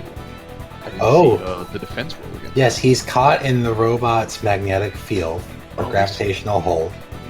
Is he still going to attempt to shoot? You know what? Kara is in his same zone though, without being blocked. I imagine he might try to make a pass to Kara, who would have the opportunity to get up to the goal point. That's true. To see though, Blappa could also just depend on his heavy luck and go for the shot and hope he gets another 900 plus roll. We also have Cerise in the goal zone. Mm-hmm. Oh wow, yeah, he could actually. I didn't even see her. He could pass it right to Cerise. Oh, he's passing to Kara. Okay. Will Subject 7139? I need a shorter name for that thing. Nope. Will the robot block? We respect that. We respect that experiment in this chat. I'm going to call it. I'd call it Subby, but that just sounds weird. It does.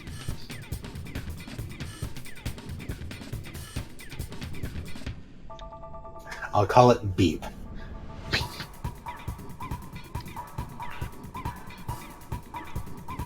Oh, S7, perfect. Thank you, Yose, for that. So S7, I believe, does it successfully block? Nope. Ah. You managed to get it to Kara, so Kara has the ball now. And she is unblocked at the moment, but she is in a zone with two other people. Technici, so... Kara is one of the more interesting players in the league. I believe, correct me if I'm incorrect, but wasn't she raised by goblins? You know what? That might be her. I know there is one player that was raised by goblins. Let me double check Don Cocanero chat. Yeah, that sounds familiar. Yes, they added because she is a city friend of Idleshire and was coach of the Idleshire swim fleet. Yes, she was.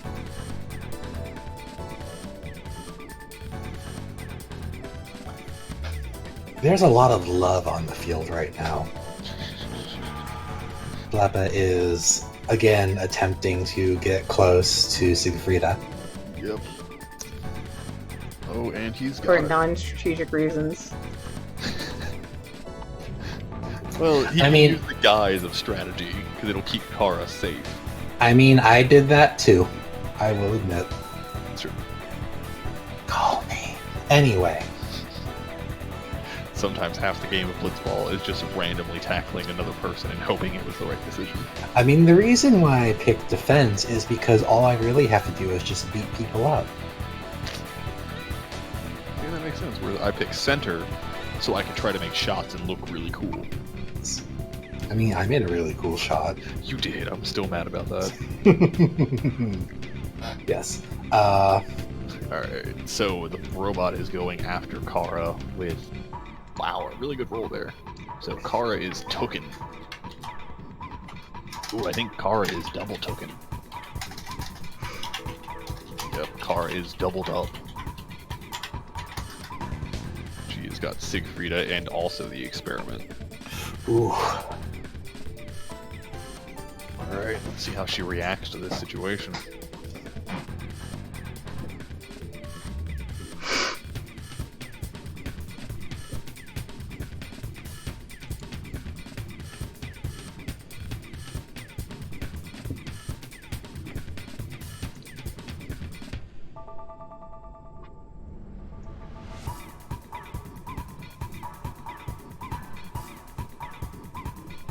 One thing that is risky is that there's a huge number of players in the Crusher's goal zone right now. Yeah. So, should Kara fail shot, or should the ball get successfully intercepted, we are expecting a complete reversal. Oh, yeah. So let's see what happens. Oh, Kara goes for the pass. Let's see. Oh, Kara got to 905 with her pass, which is not bad. The pass is probably the wisest move when you're so heavily blocked because... Alright, and Kara makes the pass. The experiment fails, and Braggy actually manages to counterblock Sigfrida's attempt. That was a smart move, because if it had gone to Jen Shinra due to a failed shot, which was unlikely, but there was a risk that it could have passed all the way to the other side of the field. Yep. Instantly, instead of taking an action. Though with a 905, she probably would have made the goal. Oh, of course, yes. It's always the worst part about playing, is when you make that super high roll and you're like, damn it, I should have made the shot. Yes, All Time had that same issue during our last game. He's like, ah.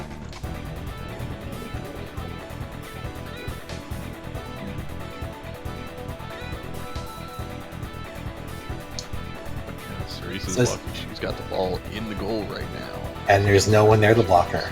This is really exciting. Yeah, it's just her and Zhang. Or, well, her and Jen.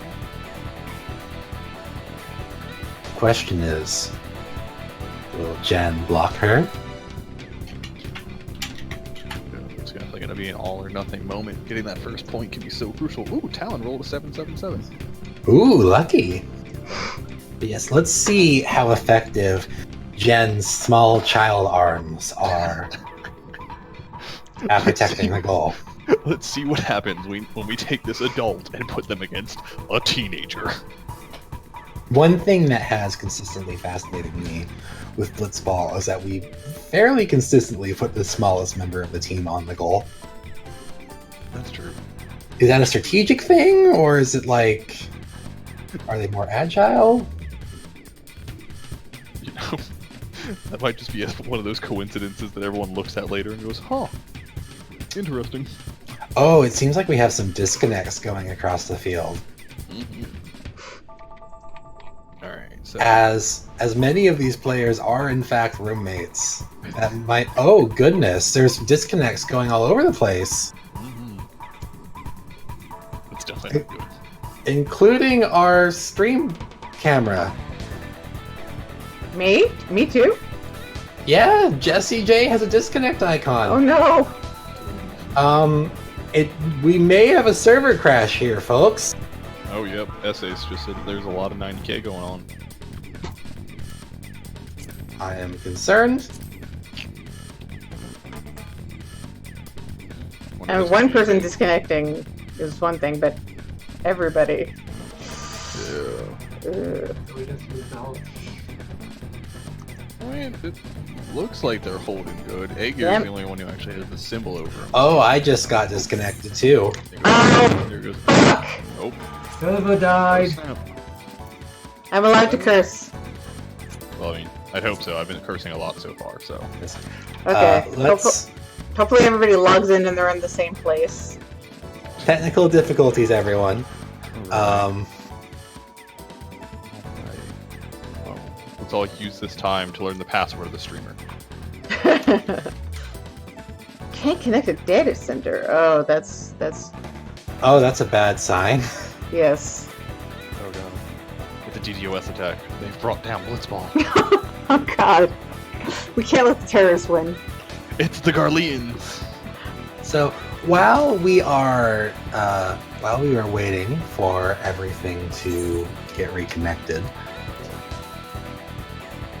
Now my game's totally crashed. That'll be a fun It's a time. black screen. It's a black screen of death. Yep, I just got my game closed down break. let's see. This is awkward. So, do we want to talk about what charity this is all for? Yeah. That's exactly what we should talk about. Take it away, Roscoe. Okay, so, oh gosh, I don't have anything prepared for this. So, Menphina Madness is done in support this year for a wonderful charity called To Write Love on Her Arms. It's a charity that promotes mental health, helps people living with depression, anxiety, and other common mental health issues. And so far, I can actually check the current. Number that we're at. Yeah, let's find out. We're at $1,990. Has that changed? Well, that was the recording from 7:51 a.m. my time. That was from this morning, so it might have changed during the game itself. But Let's see. Yeah. Important information. Where is that link? Here we go. The Menphina Madness fundraiser page. they changed the music appropriately. So we are still at 1,990. That actual amount will have increased due to pledges connected to goals made in the last games. Yes. I'm number 220 in the queue. Oh wow! Yeah, I'm in 135 myself. I'm 203. So yeah, what the hell? So if you would like to donate to Write Love on Her Arms, do we have information we can give them? Should I just link the Yes, URL? there's been a link going out in the chat every 15 minutes or so, Yes. but I'll just Yeah, repeat so it. you guys can go there and you can donate either flat amounts just to make a solid donation, or what a lot of people have done is you make donations based on the number of goals a team scores. Yes. So each, so like our Limsa team just scored themselves 2 more points. So all of their sponsors now owe them 2 more points worth of money. Indeed. And the fun They part don't is, owe us. They owe To Write Love on Her Arms. They owe this charity. yeah, Literally 100% of this money will go to charity. Yes. Because we're a good charity, unlike yeah, we're just going I right mean, through I will their take your system. money if you want to give it to me because I'm a pirate, but really give Yeah. it to the charity. Yes. Alright, so... I mean, back in it all goes to the same audience place. is all of 4 people, and I see Kara. And that's it. So, once we recover from this Asian interference with the game, we will see. Asian is Garlean propaganda. I think it's cool that all the money goes to the same place. I mean, isn't Garlemald Asian propaganda technically? Yeah. I mean, sure, like, realistically. It's the same thing. If you want to have some crack theories. The Asians and Aleg never existed. It's all Garlemald. People are coming back slowly. Yes. We are. All of the markers are gone. That'll be fun. Yeah. At least for me. I think all the teams have been disbanded. Yeah, I imagine when everyone's game itself closed down, I think we all lost parties. So there will probably be about a 10-minute or so intermission as Aegir and the refs get everything set back up. Approximately where they were. Yeah, around there. Do we have anything else we want to plug while we're waiting for this? I'm interested in how many people knew about Musecast 14 and how we're actually a podcast, primarily not a stream, because apparently East over here, even though we're 3 years old and we just celebrated our 3rd birthday, hadn't known about us. Well, I'll admit that you're somewhat new to me too, unfortunately. Though I'm definitely subscribing now. Thank you. In fact, I'm subscribing right this second because I haven't yet, and now I feel bad. I'm doing this on stream. But yeah, I mean, like I said, I'm very late into podcasts. My wife just discovered like the My Brother and Me and all those not that long ago, and so she's recently gotten me into them. So yeah, I had no clue you guys existed. Now I do though, and that's kind of cool. Thank you. We're one of many FF14 related podcasts, but we're different in a couple of ways. One is that we exclusively focus on RP. That's all we talk about. One is that we don't release our podcast from Twitch streams. We record like in at-home recording booths, and we have an enormous emphasis on audio quality because my other half, Emmy, aka Nadamo, is like in real life a professional audio technician. Oh, that must be nice. Oh, yeah. So we have gone to like great lengths to get the right equipment, the right software, and like sometimes we redo things just to get them right, just to get them sounding good, because I feel like our show, because it's not time sensitive, every time we do an episode, it's one for the archives. When someone is introduced to the show, they can go back and listen to the entire back catalog, and it's still like 80% relevant. There's some things that were blown away by the lore books. Right. But other than that, it's like evergreen content.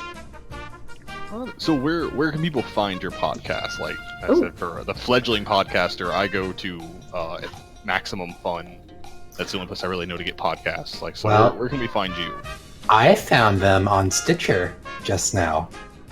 I didn't know that existed, so... Yes, well, we are listed on a number of different podcast networks, iTunes, Stitcher, Google Play, and Spotify.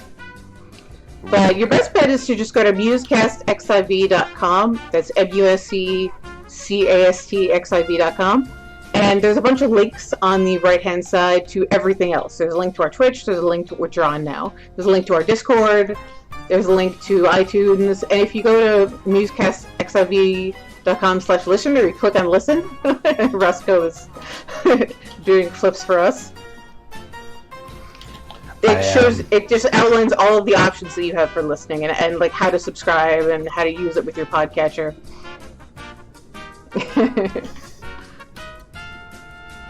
And we attempt to release once every 2 weeks. Schedules permitting. We just had a huge technical snafu where we lost 2 recording sessions. Oh no.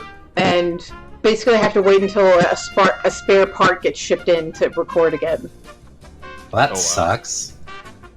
Yeah, I mean it's like we had to repeat the same episode twice. Yeah. Like off of notes, but still. Really sucks. Our immediate last episode was on roleplay and privacy. This episode, which is currently in techno limbo, is about open world RP events, such as this one. Oh. At least there's good. It goes into like the etiquette and basically the controversy that comes up when you have an open world event. I mean, in an area like this in the Ruby Sea, you're not butting up against many other people who are not role playing, but we reference an event that took place in Ulda, where all of the bullshitters hang out. And apparently some of them had a problem with an RP event happening for Little Ladies Day, you know, in Ulda, where Little Ladies Day takes place, on the stage. They had a problem with this. Yeah, that happens. I mean, that's happened actually every year now. There have been different performance guilds that have always done Little Ladies Day events, and each time people have gotten mad about it. And the stance that most of us have taken at this point, as working with companies that throw open world RP events, has largely just kind of been, well, it's the RP server, and if you don't like it, you can always turn off yell or shout right now. Yes, you can turn off yell or shout. You can go to a different zone. Yeah, you go to a different version of Ul'dah now. Yeah, right. Yeah. You can just go to a different world at this point. You can be like, fuck it, Balmung's doing this event. We're gonna go to Zalera. And even if you're worried about, you know, your retainers, the retainer bell isn't where the stage is. Yeah, exactly. So yeah, like we do. It does nothing at all to interfere with like people that are there for market boards, because it's in a different section of Ul'dah. Now we do want to say that the roleplay community in Final Fantasy is very considerate. We don't go in and if you're doing an event, we aren't going to butt in. Yeah. And stuff. We aren't going to like show up in the middle of your Fate train or your Hunt farm or we aren't going to show up in the middle of Eureka RPing and demanding everyone pay attention. But yeah. In cities and social areas, especially on Balmung, that's going to happen. Yeah. There's going to be RP. Yeah, I mean, just a few weeks ago, one of my companies, Crescent, we did our annual prom that we hold every year in the Golden Guild, or the Golden Saucer. And so I was there. Yeah, we held it in we can't hold it in the place we used to, because that's where the tile game is played now. Mahjong? Yes, yeah, they put the Mahjong in our spot, so we had to move to the other side of that hall. But, you know, we still got to hold it, and we had plenty of people that, you know, we use yell during the entire time, and we promote the event, and we had people be like, I didn't know there was an event going on, and some people join in, and they get into it, and that's how they learn about a bunch of different stuff, and some people just ignore us and continue doing Golden Saucer. There's a very fine balance between, you know, considerate open world RP, and I mean, it's an essential part of the community, because if we all just spent all of our time in housing, then no one will be able to find the RP community. It's those events that draw people in. Yeah, they are a big draw. I think a lot of it mostly comes down to the fact that when, you know, we do these open world RP events like this, despite the fact that this is an incredibly, you know, screen dominating event, it's going to run for maybe, you know, 3 hours, 3.5 hours total. It's going to happen on just this one day. It's not happening every single day. You know, so it's a very short time frame relative to the entire expanse open to you to do content. And it's also, I mean, the Ruby Sea is its current content right now, but it's also so much of this zone, space-wise, especially where we are, is dedicated to, you know, the swimming mechanic. So typically, if you're gathering or doing anything aside from spearfishing or your beast tribe dailies, you're probably not going to run into the blitzball anyway. Yeah, pretty much. I mean, especially being over here in the Anemone Garden. I mean, I think you come here for like a single quest. Yeah. To kill some souls. Yeah. I have not seen a single person doing a quest come in here. Yeah.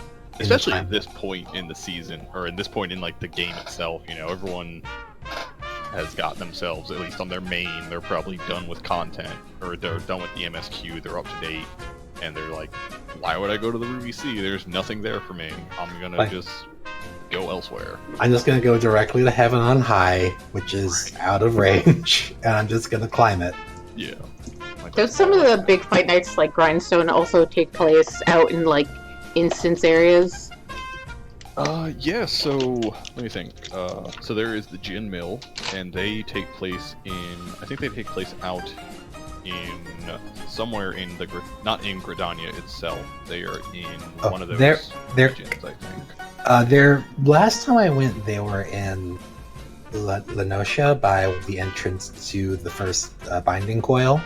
So a Wineport, that's it. They're right by Wineport. They're going back to their cave near Black Rush for their anniversary. I'm hoping I get a chance to fight in that. It's going to be exciting. Roscoe is known as Captain Suplex in the Gin Mill. That's fantastic. And then Grindstone now takes place. The last time I attended one of them, they were outside of Ul'dah. But when Grindstone started, nearly a year, 2 years ago or so, by hold on, let me find her name, because she actually is her husband runs the event calendar, because she ran the event calendar in a Nepsin. So when she started the Grindstone, like I said, about 2 years ago, they were just in Limsa. They did it down in the docks near fishing. And they just held the event in the city of Limsa to generate interest in it. And it worked out really well for them. I believe they still have a Lominsa Fight Club on Mondays, if I'm not mistaken. Though it's like training for the Grindstone. It's not the Grindstone itself. Because that's become too big to fit in the city. I wonder how the first is going to shape RP venues. Yeah, it's gonna be interesting. I mean, overall, we're getting 6 total events, or 6 total new areas to start. So that's a lot of them, and one of them's a really cool new city, which I know during content people tend to try and hang out in that major city itself. So we might see some of the other cities around here get more freedom for use because they'll just be emptier. Indeed. Do we have a potential Golden Glitz prom at Yulemore in the future? So we've actually talked about that. And right now we're holding off just because the rest of the officers and we want to see kind of what the mechanic is in the story for getting to the first shard. Yeah. So we can figure out how those of us who don't roleplay as Warriors of Light, how we can get to that shard. Because everyone wants to do it, and so I have both of my different free companies, Crescent, who I help run, and then the Drunk Dungeoneers, who I'm the master of. I'm dedicated to finding a way to make it work for average people. But I need to see it first. Open a portal to the first. Everybody get into your Regalias and drive to the first. I mean, listen, if they leave us no wiggle room at all in the story, and it's just like, only the Warrior of Light can do this, I'm 100% just gonna be like, cool, I guess I'm gonna punch open a portal now. Yeah, I'm just gonna be like, well, Yoshi P, please. Right. We're all going to the first. Everyone's going to the first. Alright, it will be the one time in this game. Well, it's not the one time, but it'll be one of the times in this game where I bust out my physics degree, and I'm like, you know what? You introduced a god particle. I can do literally anything. The community just collectively decides the lore is stupid and ignores it for that one thing, and well, we never decide the lore is stupid. We decide that the lore needs addendums. They just didn't think of this. Don't worry, we got it. Yeah, it looks like they should be starting soon, so, while we're talking about different fight groups that happen, there is also the Spellstone. The Balmung for those of us who are magically inclined fighters, and so they don't like Gin Mill or Grindstone for the more melee-focused combat. It's all magic, all mages. If I recall, Grindstone allows weapons. They do. Gin Mill does not allow weapons. Gin Mill is straight up punching and yes, and then Spellstone is full magic. It's allowed. They have some sort of magic dampener to keep people from getting vaporized. Yes, they do. So the times that I've gone, I don't know if they do it every time, but they do it on top of it's that one place in the fringes. It's on top of the circles of it's at the circles of answering, and so each ring is a magic dome that you get to fight in, so you can unleash crazy spells without having to worry about actually murdering your opponent. Which is fun because I love big spells. Yeah. I would love to just straight up summon Bahamut in the middle of a fight. It is definitely, for anyone who is interested in the idea of like getting into combat roleplay or just getting some different ideas, it's definitely a good place to go see, because you will get to see a lot of really wild different ideas in just how other people are role-playing their magic out. One of the people I know, they did a Phoenix Fire attack, where they actually summoned a Phoenix and like had it go around the arena. And that was before the live letter and everything like that, so they had a pretty big surprise at the live letter. Oh, I can imagine. They're literally picking up Summoner now just so they can get that spell.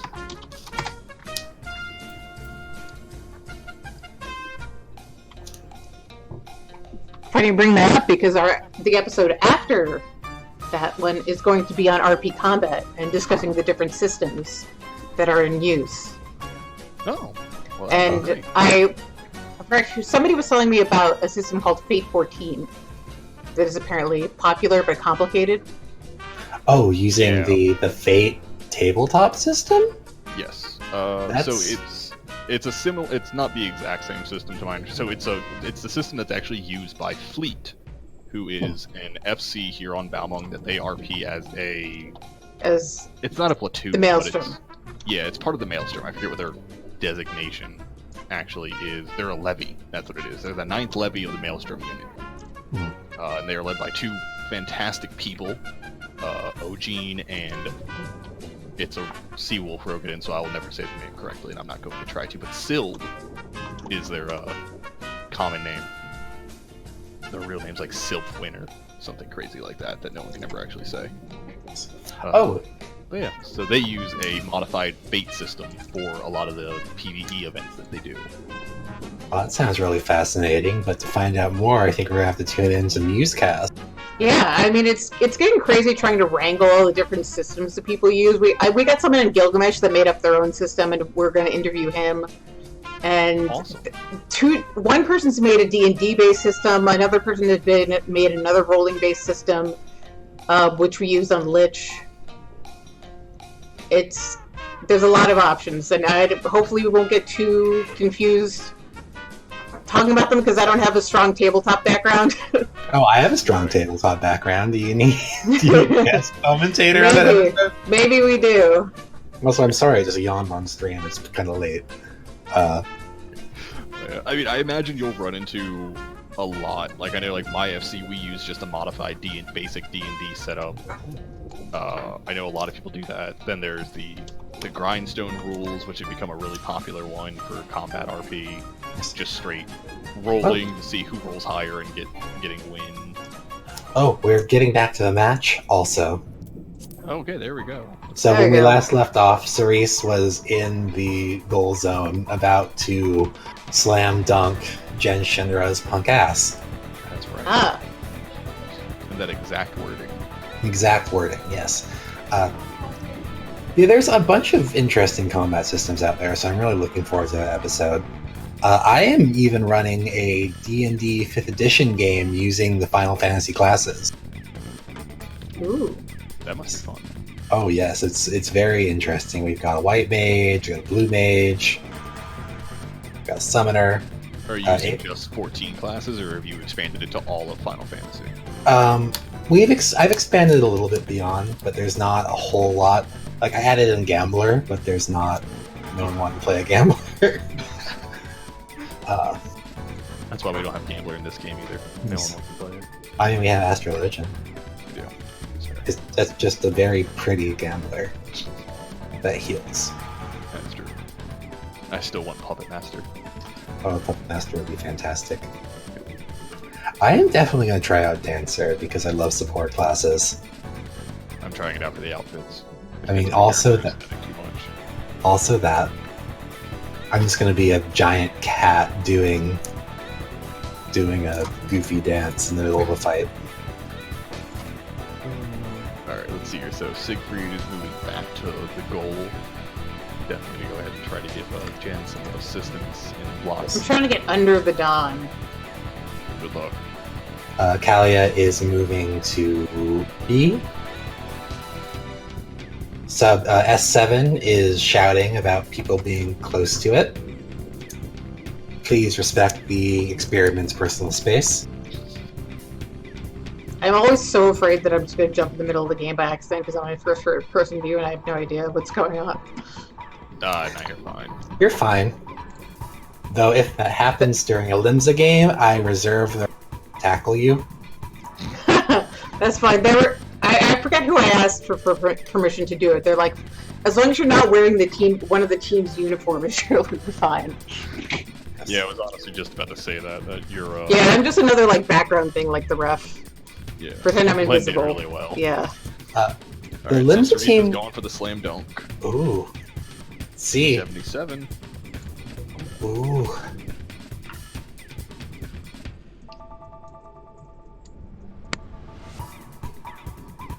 I'm like trying to get close to see the roll. Right. Oh no, Jen has blocked the ball. We have got a reversal situation here. Let's see, who is not currently blocked? Well, I mean, I believe we had mentioned before that it looked like B was getting really crowded with some Technici members and not a lot of Crushers. Oh, yes. Yeah, they have 2 players at B. Yep. And then, Igar is in the goal itself. So they could make a shot to one of their 2 players at B and they could pass it right up to Igar. So he's passing to Talon.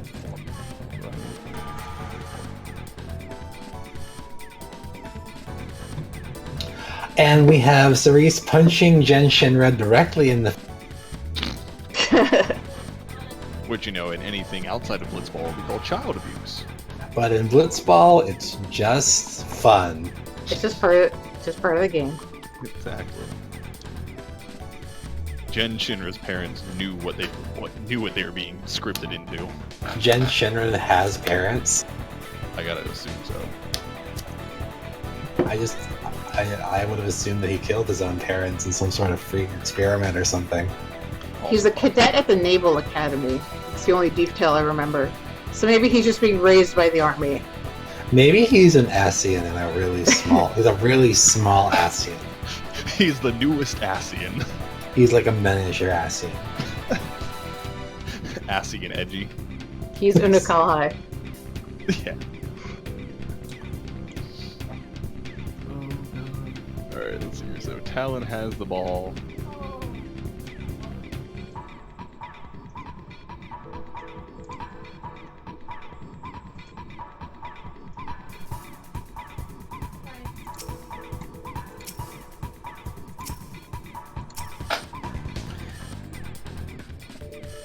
I have to click on everybody just to see what uniform they're wearing.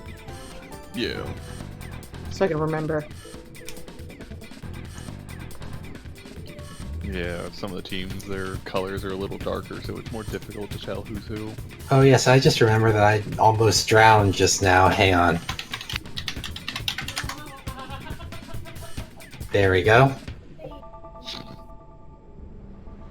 For those of you not on stream, I have just played dead in front of East. Okay, I'm fine now. Yeah, we can't see that far into the crowd. You can just barely see him actually on the screen. Just stood back up. There you go. Yeah.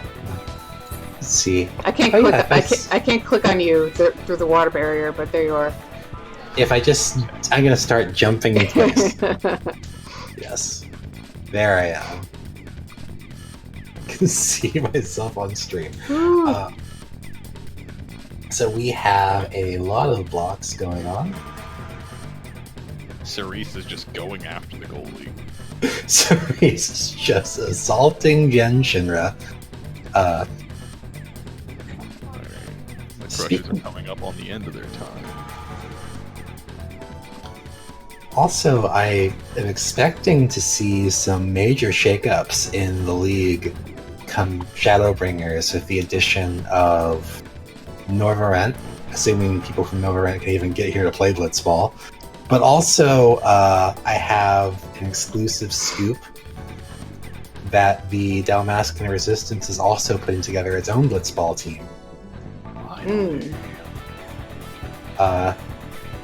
There are going to be a lot of Vieira, probably. That's not confirmed, that's just me making a educated guess. Yeah. I'd make a guess that we will see a strong number of people. A few cat dads. You know, I'm sure it'll be the same as the Ari explosion of Heaven's Word. Just all these aura, and then like, it'll shrink down a little bit. I don't know about you, but I am fantasiaing to Hrothgar immediately. I am making a Hrothgar and a Vera alt, because I have 8 characters, so 2 of them are going to die, so that I can make the new races and have 1 of each race. I was just amazed because you can make a Hrothgar that looks exactly like Roscoe, but a cat. So I'm like, this is happening. He got bitten by a radioactive behemoth, and he's going to turn into a giant cat man. Fantastic. See, Please, story checks out. Please still vote for him for Mr. Aworth. Yeah. This is a paid advertisement. Alright, so we have a shot. A shot on the goal. Ooh. Will he make it? Ooh. I like just moving the Blitzball game around. Oh, Garlemald has the first score. Alright, Garlemald with the 1. See how much the crowd boos. This is the music they play. I'm not in favor of Garlemald. Props to the DJ tonight. But I will say that Kalia is still adorable. And I do kind of want her to do well so that she can open her vineyard in Dalmasca. Which we will then take back because resistance. But you know, we'll let her keep it. You know, the resistance. The resistance. But you know, one of my friends planning, he's turning his Makote character immediately into a Vera. Yes, I'm expecting a huge dip in Makote. Like I said, I think it's going to be the same thing as we saw at Heaven's Ward. A lot of people will turn into Aura, and then most of them will go back, and then we'll keep like this smaller community of new race. I don't know why, but I mean, I say I don't know why when my main character is Makote, but you know, everyone just really gravitates to them.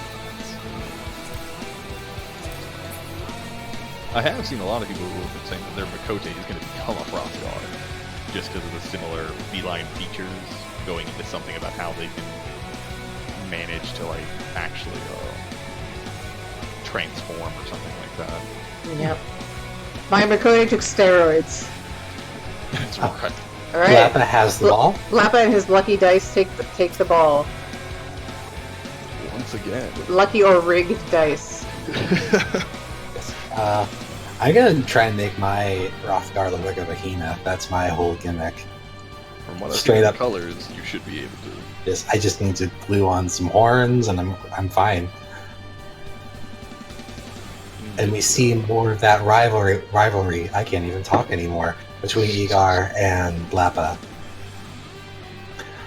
Please pick up the #1 rated Dushinji fanfiction. I can't talk. In Kugane, Deep Sea Hearts, featuring Blepa and Igar. 18 plus. R18. R18. I did not commission it and get it published. That is a lie. At least that's what I'm saying on camera.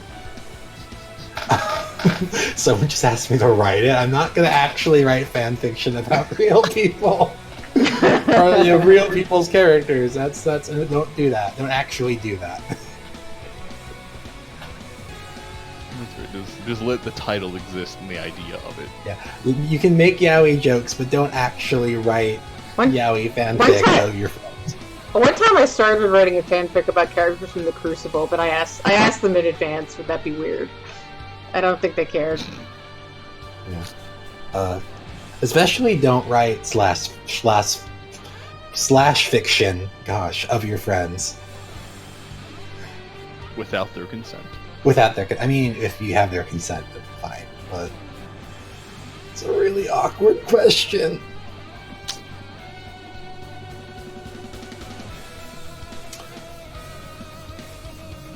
Kalia has slammed Blappa. I don't know if Kalia's... With a hug? Yes.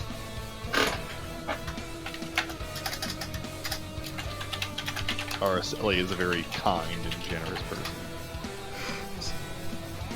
Ooh, but Kara does zapped Talon. Hitting him with that no touchy.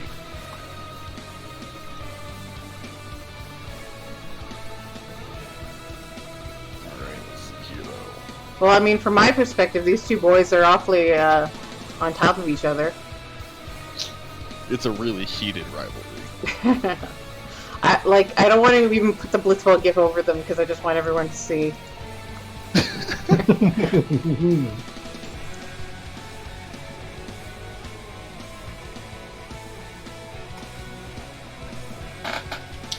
Blap is just like, oh. Blappa has passed the ball to Kara. Oh! Nope. Araceli has intercepted though. Giving it the yoink. But I do think Araceli is the most forward of the Technici right now.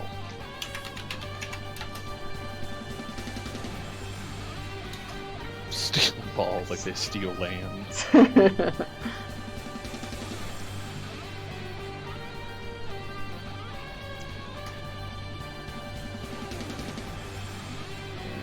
Krita is going to pin Blappa, probably trying to make an open road for Araceli here to be able to pass through so she can get closer to the goal.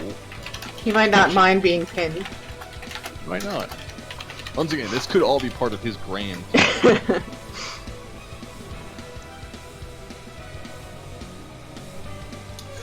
Ooh, dangerous punches. Is it weird to root for like one person on the Garlemald team? Nah, it happens almost every year. I would like Kalia to just win and no one else win. Just Kalia. Like just her, not the rest of the team. Just somehow she's the only winner. We just separate her from the rest of the team. Maybe also the robot. I like the robot. The robot is cool. I want to steal it. I am more than sure Aegir would lend you the idea of using his robot. I don't even have that mount. I need to do Alexander. I'm amazed Aegir has that mount. Like, I don't know where he finds time to do content with his 97 characters. I don't know when Aegir has time to sleep. He doesn't. He's in my D&D campaign. Yeah, he does not sleep a lot. Guess what he's playing? A summoner named Aegir. Oh, that's right, you're doing Final Fantasy class. I'm sitting here trying to figure out like what he would be playing in actual D&D classes. I'm like, I don't know, he's like an elf bard probably. No, he's a human summoner with Leviathan Eggy. Yep. I made him a Leviathan Eggy because Leviathan. It's always the Leviathan Eggy. Leviathan. I do hope they give us more Eggy glamour, so they didn't mention that at all. That would be nice. I mean, who knows? I wanted to see what they were doing with the Titan Eggy. I'm curious about that too. It seems like it's just giving you shields now. Yeah, well, I mostly wonder like if there's a demi summon to go with it, kind of with like how Bahamut and Phoenix. From the looks of it, it seems like Phoenix pops up after you summon Bahamut as like a second Bahamut. Because the feathers pop up in the gauge, but let's focus on the game for a bit. Alright, so if someone were to summon the Blitzball. Alright, so the ball carrier is about to perform their action, which will probably see our Araceli here pass it up to Talon.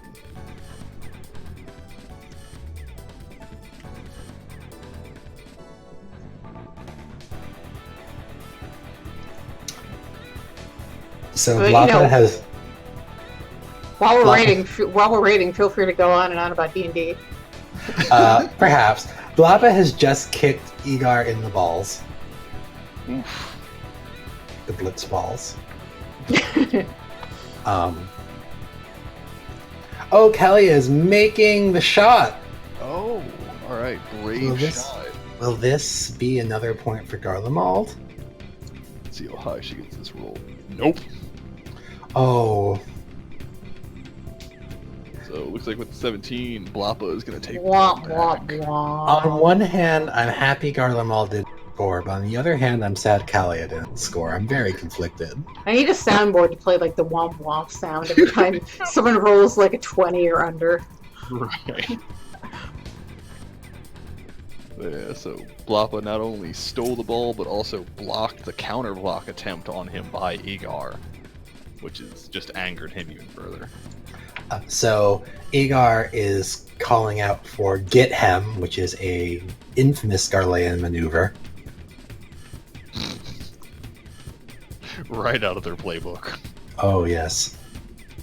Did your team do that? So the Turtles, we actually made like a bullshit playbook and gave everything like team names. And we like, called plays. you out. We called you out on all those names being bullshit in the middle of the match, didn't we? You did too, because we were destroying and shouting things like Thunderdome. See, we only have one move, and that's the Big Wishoy, which is when our center turns into a Namazu. Sometimes we make up something on the spot, but like Anya and Roscoe have the Vermilion block, which is just piling up on a guy and kicking the shit out of them. They're both red mages, so it's Vermilion. Match. Oh, that's good at least. I mean, we did at least put real plan under our things for names, so there were things that were attached to it that our players had up to read. Oh, but we mostly just gave them names because we wanted to be able to shout play names. See, we are too disorganized for that. I don't know how we've won 2 matches. Who knows, man? I mean, it's got to be something with pirates in the water. Probably. There's a secret there. If we ever get Blitzball played in the sand, we're set. That would just be Soccer. Yeah, that would just be soccer. Sandy soccer. There you go. We'll call it land ball. So let's see what's going on. There is throat punching going on here. I have a question. How is Don Coconero breathing? Sophisticated scuba suit? Probably. Blapa and Egar are just beating the shit out of each other. They're just rolling to beat the shit out of each other. Yeah. Yes. They've completely lost the game at this point. Those two don't even remember why they're here. Just get a room already. Oh, and we got Siegfrieda going in for the block as well. Yes, if you're interested in Final Fantasy D&D, the book is free online. There's the great rolls. Ooh.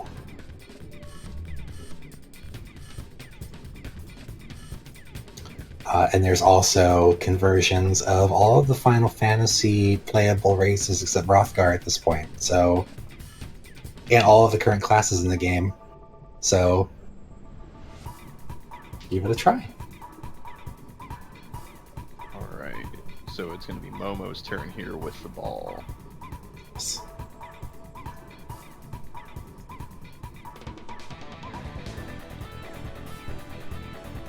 Where does Braggy have the ball? What? I think Blappa has the ball. Yeah, So, that's where my gif is. Yeah. Though Blappa is using the ball as a blunt weapon right now. Against Tiger, yeah.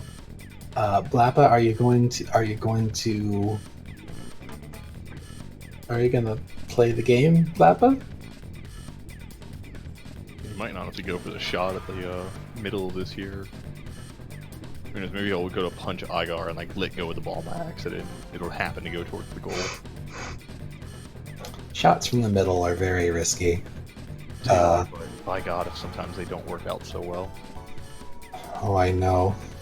You should know. Oh, I do know. Scoring a goal from friggin' A. Oh, was the pass was blocked. Ooh. Alright, so Igar has the ball. We've got another reversal. this ball has barely moved. Yes, it is just... It is the... Oh, I'm seeing someone disconnect again. Oh, no, they're fine. Okay, everything's fine. I got scared for a second.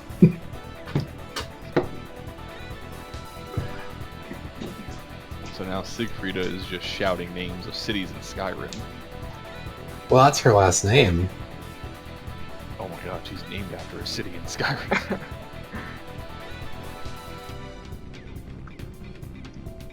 She's not, it's Falcon Reed, but the joke is worth it.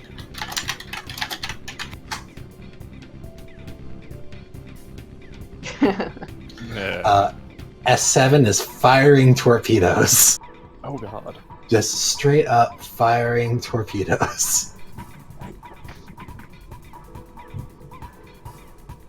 And the good news is that Roscoe and the Dawn both ship it.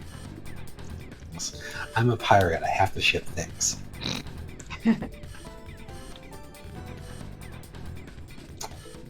Punching the robot in the face. It's a bold move.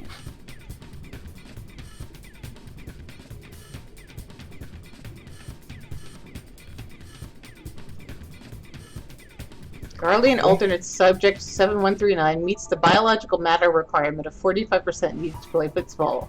The biological matter requirement rule was enacted 7 years ago after the disastrous match between Old World Aqua Mammoths and the Architecton Swim Fleet Doomspot Vanguards. I have a question. Where is that organic matter? I guess it's in the wing. Oh, well, it's in. So the experiment is a organic, like a biological assault weapon. So I believe there's a lot of what we see in the game as robot is actually mostly a lot of person. Gross. Yeah. Aegir will. Yeah, it's very Full Metal Alchemist. Yeah, like Aegir will probably draw it at some point in his art style. And it'll be adorable, but also gross. Yeah, exactly. It'll be one of those things that you see, and it's gonna be like, oh god. Like he did a Christmas panel for his Void Mage version of Aegir that got a present for one of mine. There was like this weird like skin blob thing that was attractive because it was a void thing, and it was adorable and horrifying. Adorifying. Pretty much.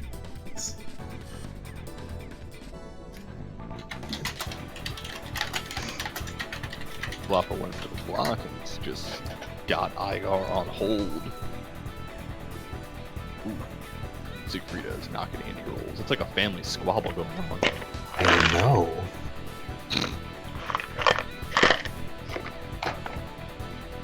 Alright, so we're gonna have the ball carrier's turn.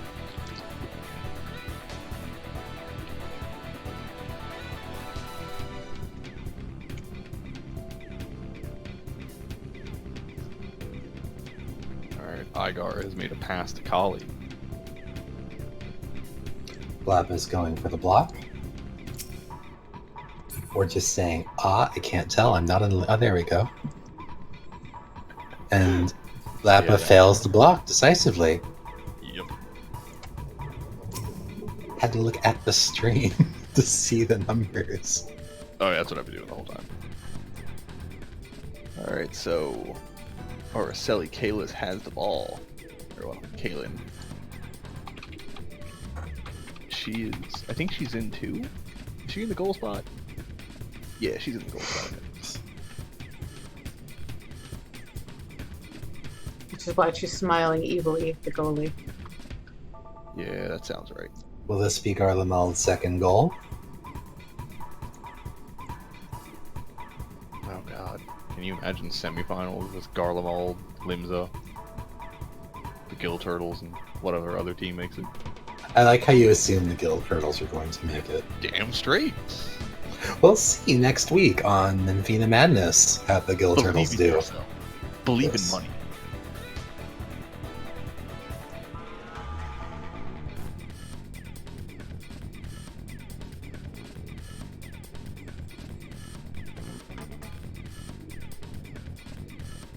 No, don't join that other event. Stay at Blitzball. That's like the third yell for a different thing going on that I've seen while we've been here. That's a very consistent event on Fridays. Ah, okay. Yes, I've been there once. It was mostly just sitting around hoping you get drawn. Which, I mean... Oh, yeah, is an event to literally draw random character portraits, so that's fun. That's fair. Does Roscoe go to the Burley Barnacle? Oh, absolutely. They're a sponsor. Ah, okay, excellent. I was about to say, I went to one of their openings a long time ago, and I was like, I just thought of it. I was like, Roscoe needs to be at this bar. Oh, Roscoe intimately knows all of the staff at that bar. Nice. In a biblical sense. Anyway. Thank you for the clarification. Anyway. Also, apologies for the creaky chair. There is hair pulling taking place on the arena. Kinky. Yes, this is just more fodder for the fanfiction. Hey, we got a 420 roll. We're Nice. getting all the cool numbers. We got a 69, a 777, a 420, a 999, and a 1. See, this is what you need to get a soundboard up for, so when these special numbers roll, you can just like blaze a graphic over. There's only 10 minutes left on the clock. If the Garleans score, their victory is almost assured at this point. Yep, almost.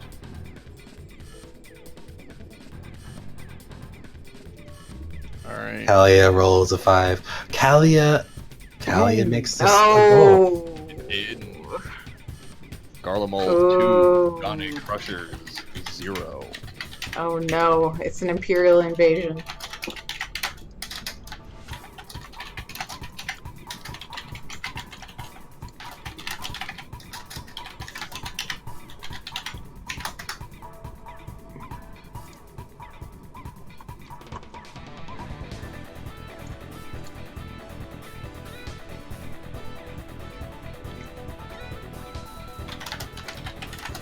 Is this what it felt like when they killed all the Scions in A Realm Reborn? That's exactly what it felt like.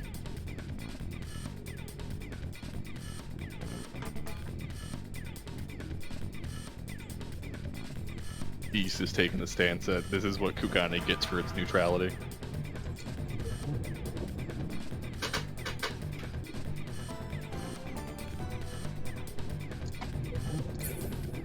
Can the Crushers somehow score 2 goals in 10 minutes? Let's find out. You know what? If Blappa continues to win these the blitz-offs, like he's been doing consistently. We lost And this maybe one. not this time. Well, this one is not looking good. Nope. Oh, I was gonna say if he managed to win it and just shot immediately, he had a chance. But at this point, I mean, Igar won't do it because I know the player is more interested in seeing the story continue, but inside the game itself, Igar could very easily just take this ball and then toss it backwards, and they could just turtle for the next 10 minutes. They won't, but it's always an option. Turtling is actually against the rules, if I recall. You know what it might be? Because we were told during our match, don't turtle. Not that you were going to. What is turtling? It's when, if you're in the lead, you just hold on to the ball. Yeah. So it would be, in this scenario, it would be Iger has the ball. He would just throw it back to his defenders, who would just essentially work to keep passing the ball back and forth so no one could block them and have the ball at the same time. But when you have the ball, you got to score. That's the #1 rule of blitzball. It's literally on the poster. Ager said turtling is not allowed, so that might be I think that's an actual rule. See, I remember during our match he said that because we made the joke of how we're the turtles, we could literally just turtle. And they said don't turtle. I thought they were just being like, don't do that, it's boring for the game. I didn't know if it actually was written into the rules. I mean, yeah, it's boring, so no one's going to do it. Let's see, we've got a there's a lot of stuff going on. Shinra is being an edgelord. We're like an edge prince. It's true. Actually, I don't remember what Gen is for in the Garlemald society. Let's see.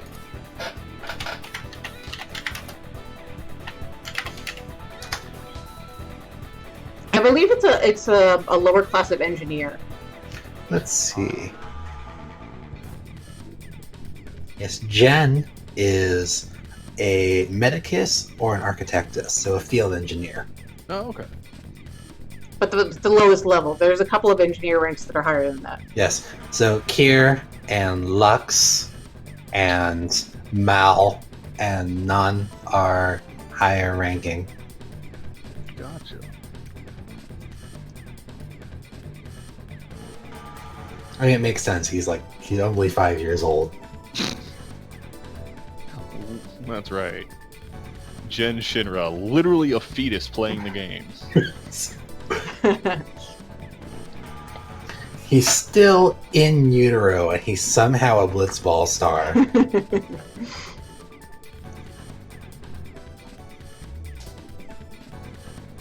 see here. Oh, wow. Blappa has the ball. We've got a reversal. Will he? Iger was going for that center shot. Let's see if Blappa just goes for the return and immediately just shoots it back. If Gen Shinra successfully blocks, I hope the ball hits his face. Oh, and Ager has given us some information. Gen Shinra is a cadet. Oh. Thank you, Ager. I'm going to guess a cadet in the engineer or medicus career path. It's one of those. Yeah. I guess Garlemald Society wouldn't have a name for students. They should have that. Think of the children and how you can use them in war. I heard the name of the Garlemald team means Navy technicians. Indeed, it does. Yes. Okay then. So they gotta have some water-themed stuff in there. I suppose that does make sense. It is a game of water. Not that that's affected like almost any other team outside of them and the Limsa team. Well, I guess also kind of the Gridanian team. They are the sea chocobos. Well, even though they're landlocked. Yes. Well, traditionally, at least in lore, Limsa and Garlemald tend to be two of the higher performing teams. They do. He is a student of evil, not a baby of evil. Hello, I'm Gen Shinra. I'm playing blitzball for Garlemald. I want to destroy the savages. Oh god, I hope the next captain for the Limsa team is as good as you, Roscoe, because you're definitely gonna get assassinated tonight. Jen's just gonna be in Roscoe's bedroom. Knife ready.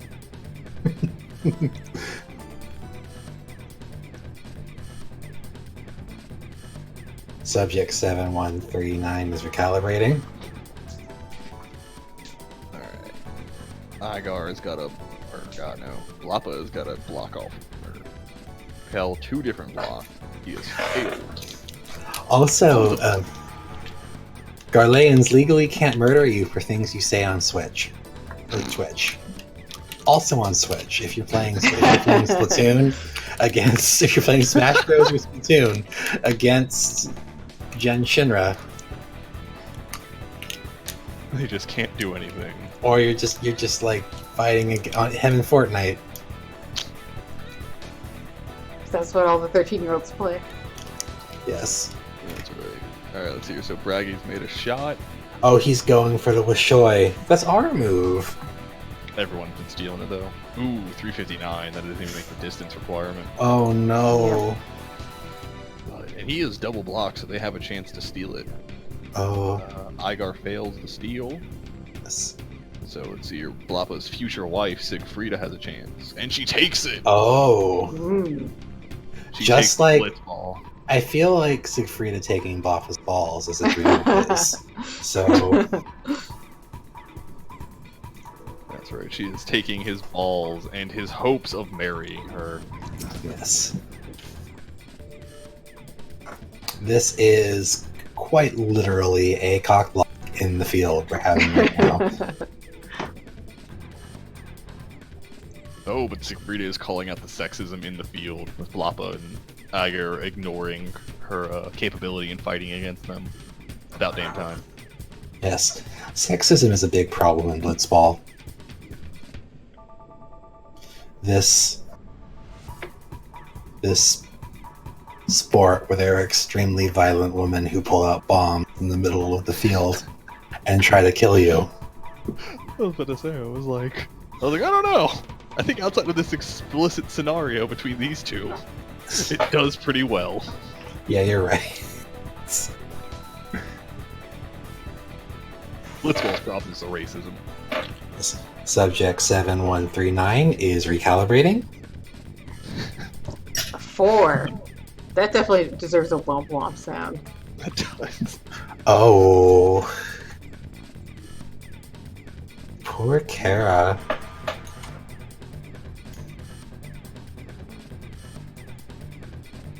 Yeah, Sigfrida definitely managed to avoid the Levin lace block that was being thrown at her.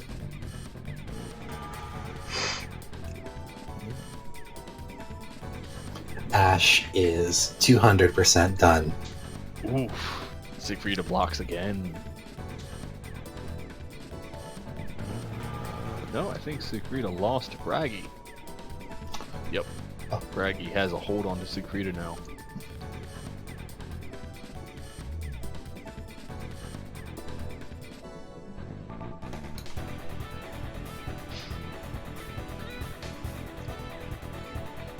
That's up to these refs who can keep track of what role is applying to what situation. That's Oh, believe me, they barely can, but it's a valiant effort nonetheless. I don't know, I feel like when you're in the game itself, I feel like it's a lot easier to keep track of the roles, just because, like, I don't know, at least when I'm playing, like, I'm reading everything, and I'm, okay, this is that role, this is that role, and it's the only way I ever know what's happening. Sigfrida has yoked the ball. Oh, here we go. Let's see the results in the stream. Alright, so let's see. Which is She like... shot it all the way to Talon at the goal. So Garlemald is here going for is going to probably go for a 3rd goal here. Oh, wow. God. Horrifying. Drum roll. I don't see the roll in stream. Well, actually, I don't think she had to roll because Sigfrida was unblocked and Talon. Oh, you're right. It's just a free pass. what about Ash who's standing at B? We removed the part where if you were between the 2 blocks, you could try to intercept. So it just sails right past Ash by default. So yeah, she got a free pass over to Talon. Yeah, because that really slows things down if every single person between. Yeah, like I said, there's been a lot of rule changes between Season 1 and Season 2, and Aegir did a really good job in trimming it all down to making it a much more fast-paced and streamlined game. S7 is still recalibrating. S Club 7. Way to say I'm holding position. Don't stop, never give up. I'm gonna recalibrate and not do anything. I'm gonna call it S Club 7 now.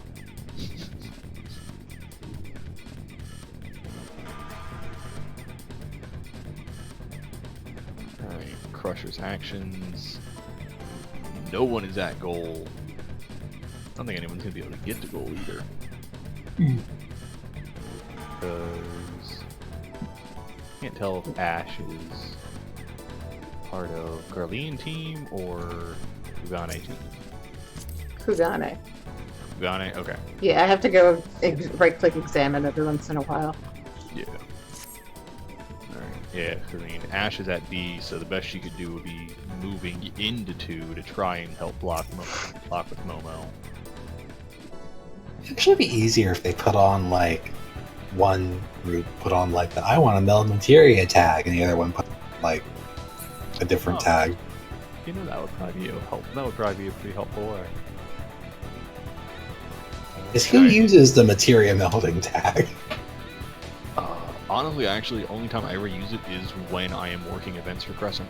We have all the employees put on the materia melding tags to find us. I don't think I've ever seen someone use it to actually say, hey, I'm looking to help meld materia. Well, we have materia melding NPCs now. Yeah, it's true. It's kind of a pointless tag. But you can't overmeld with them, so I guess... I mean, I've been asked to meld materia for people, but not via that tag. Right. Yeah, I imagine they just find someone who has, like, a really high crafting skill that can meld, and they're like, hey, can you do this? You just, like, talk to each other, you know? Oh, Talon is making the shot. Ooh. He rolls an 85. He doesn't make it. Does not. Momo beats it hard. Will we get a sudden reversal? Probably not, but will the people who donated for Kugane have to give any more money? Right. Oh god, well let's see. So Momo has the ball, and the nearest Kugane member is, I think, Ash. So... because I think most other of the Kugane team has been blocked up.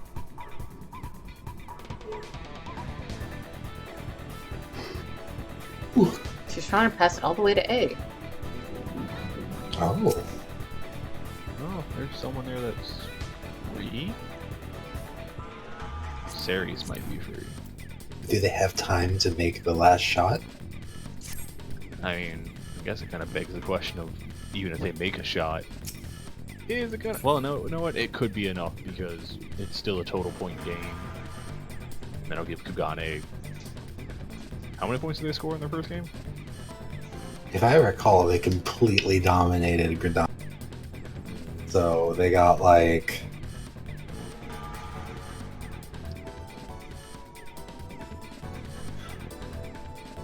oh, she didn't make the distance requirement. Oh, she shot the ball. Ooh, from the goal. It would have taken a miracle. Yeah, I think you have to like break 900 to even make that distance. Yeah. Which I mean, guaranteed, if you make the distance, you will definitely make the shot. But Coconero has ripped out his hair. It was a shot at the moon. Yeah. I guess. Sometimes it's all you can do. Yeah.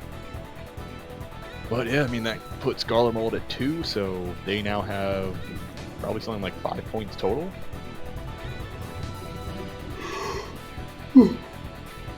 Yes, indeed. Sorry, it is getting late, but indeed they are doing quite well on the standings. Do we have the standings actually listed somewhere? I have no idea.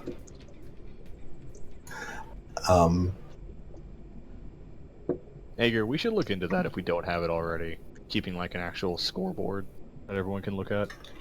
Okay, so John Cornwell of Interface tells me that gives the Garleans 6 points total. Jesus, they were the 4-point team last game? Yep.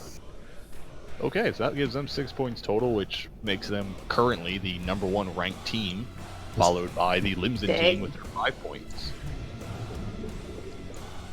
It's an Imperial invasion, folks. It is. Oh wow, that is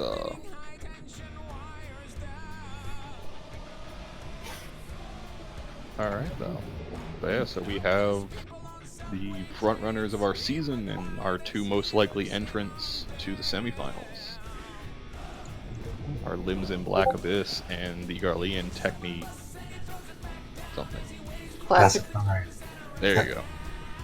We don't learn Garlean names.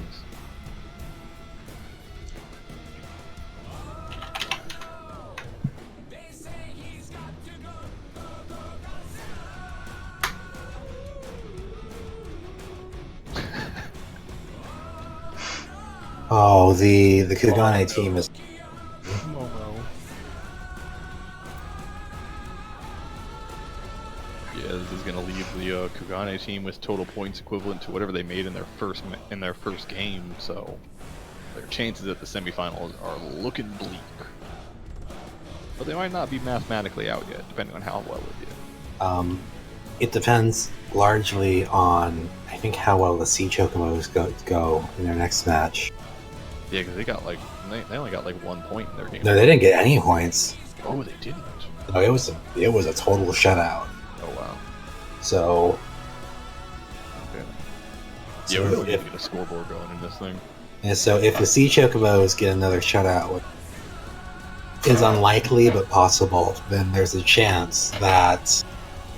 Well, and I think the Marvelous Mascots were also shut out. I thought they got 1 point. They might have gotten 1 point. I think they might have. Because they were the ones they were just shooting constantly. That's true. Yeah, they had 1 point. Garlemald's, I believe, 2 or 4. Yeah. Yeah, Garlemald had 4 their last game. So yeah. So it was quite.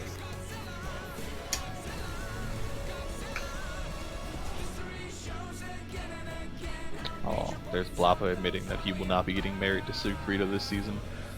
Oh. Another chapter closed on the book that is their love. Yes. But it's okay, there's also the minor season, which he'll try again. Of course.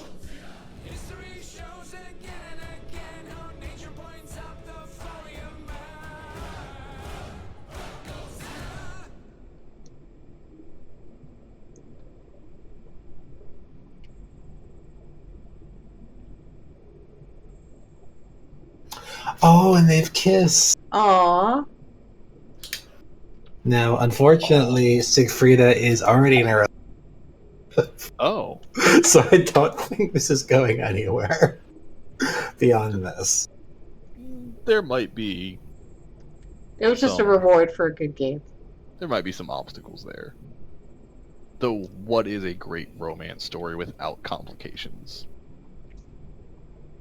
Oh, indeed it is.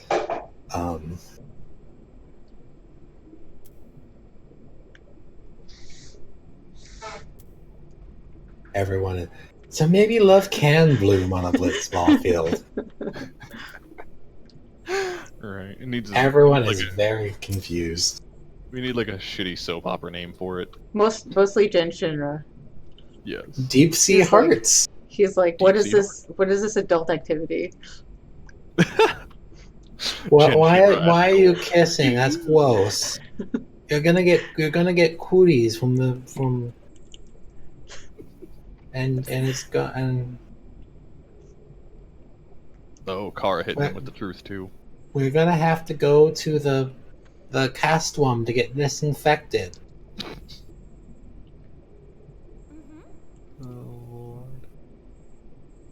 Oh Lord. But that was actually a really good game though.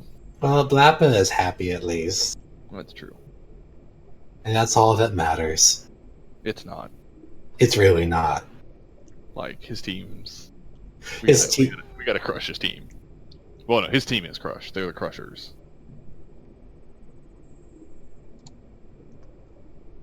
And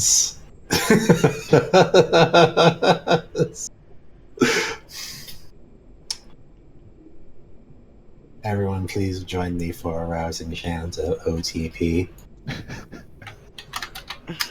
Oh god. Well, that was a fun time though.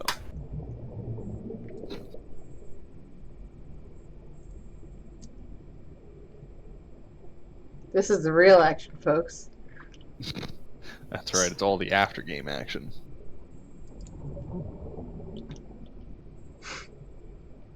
Oh, I think Momo has a crush on Blappa, just to add spice to the mix. Oh, this is very spicy.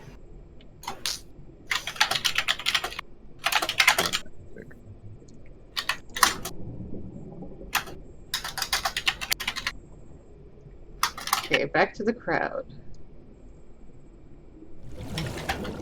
Oh, Roscoe autographed the Kraken plush that Kaylin was holding.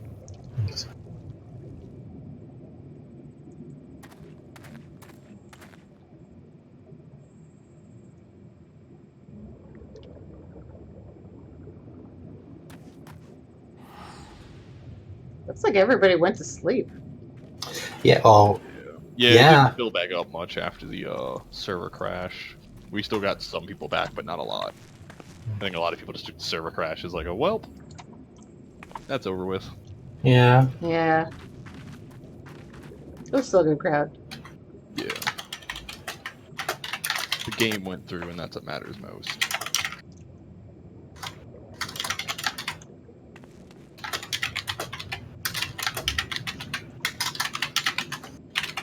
And now the Crushers will, as per tradition, eat ramen.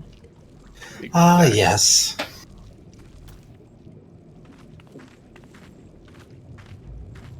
Yeah, I guess they have one of their sponsors owns like a ramen shop in Kugane, Yes.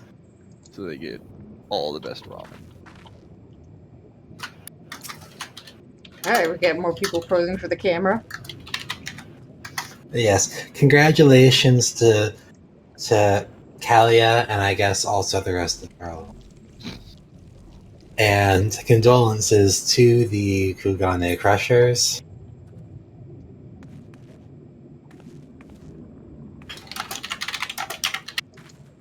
I'm gonna hang out here, see if there's any good after game banter. Yeah. Oh, okay. Hold on. So, But Black Abyss I wonder might how. Okay, well, how many people we got in the audience right now for our giveaway? Let's see. Which I always forget about. looks like 13 is your viewer count right now. That's pretty Oh, good. that's That's good enough. I mean, you have to reward with it the looks like people. Black Abyss actually might be in the lead for the league. Abyss has 5, and Aegir is saying that Garlemald might have 4. Oh. So Black Abyss might be #1 slot currently. I gotta reward the people that stayed all the way to the end. But I'm totally going to brag. We've It works because it makes me feel better with my 2 points in the losing bracket going, oh cool, I have to score 4 points and I win. So to reward the people that have stayed all the way to the end, we're gonna start the giveaway for our usual prize: a laser cut wooden pin or magnet with the RP tag on it. We created ourselves right here in this here house. And the special word is blitz.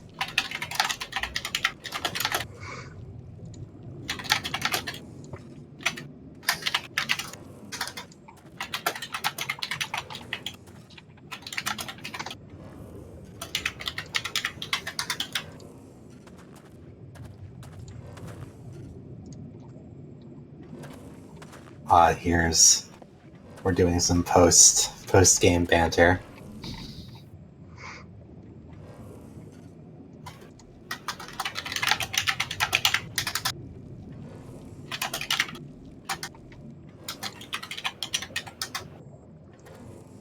Giving a thumbs up to the robot.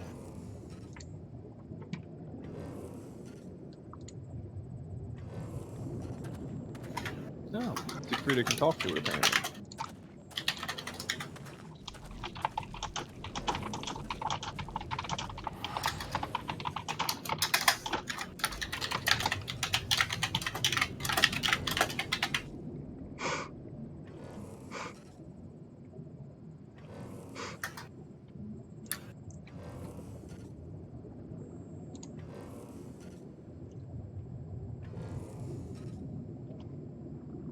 The robot plays dubstep. Apparently. I think it might be the celebration music.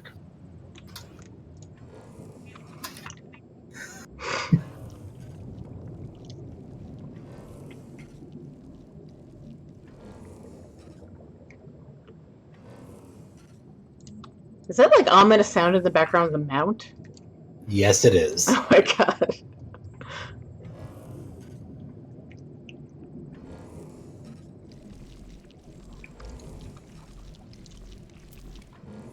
I am loving watching Araceli try to like navigate Jen Shinra's piercing gaze.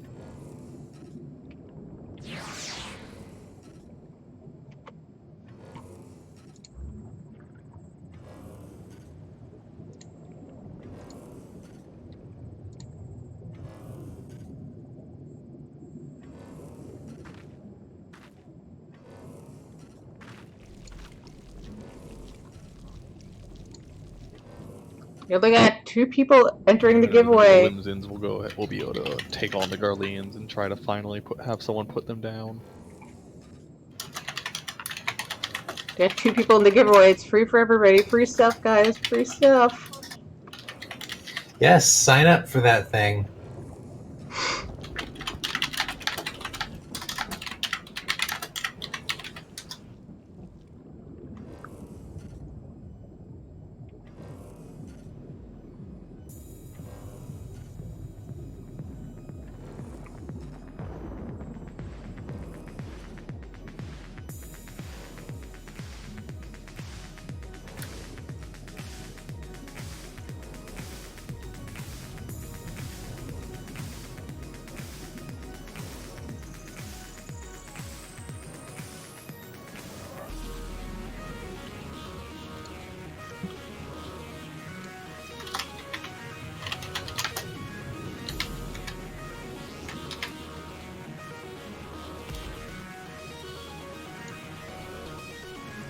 Oh, shoot. Subject 7139, right?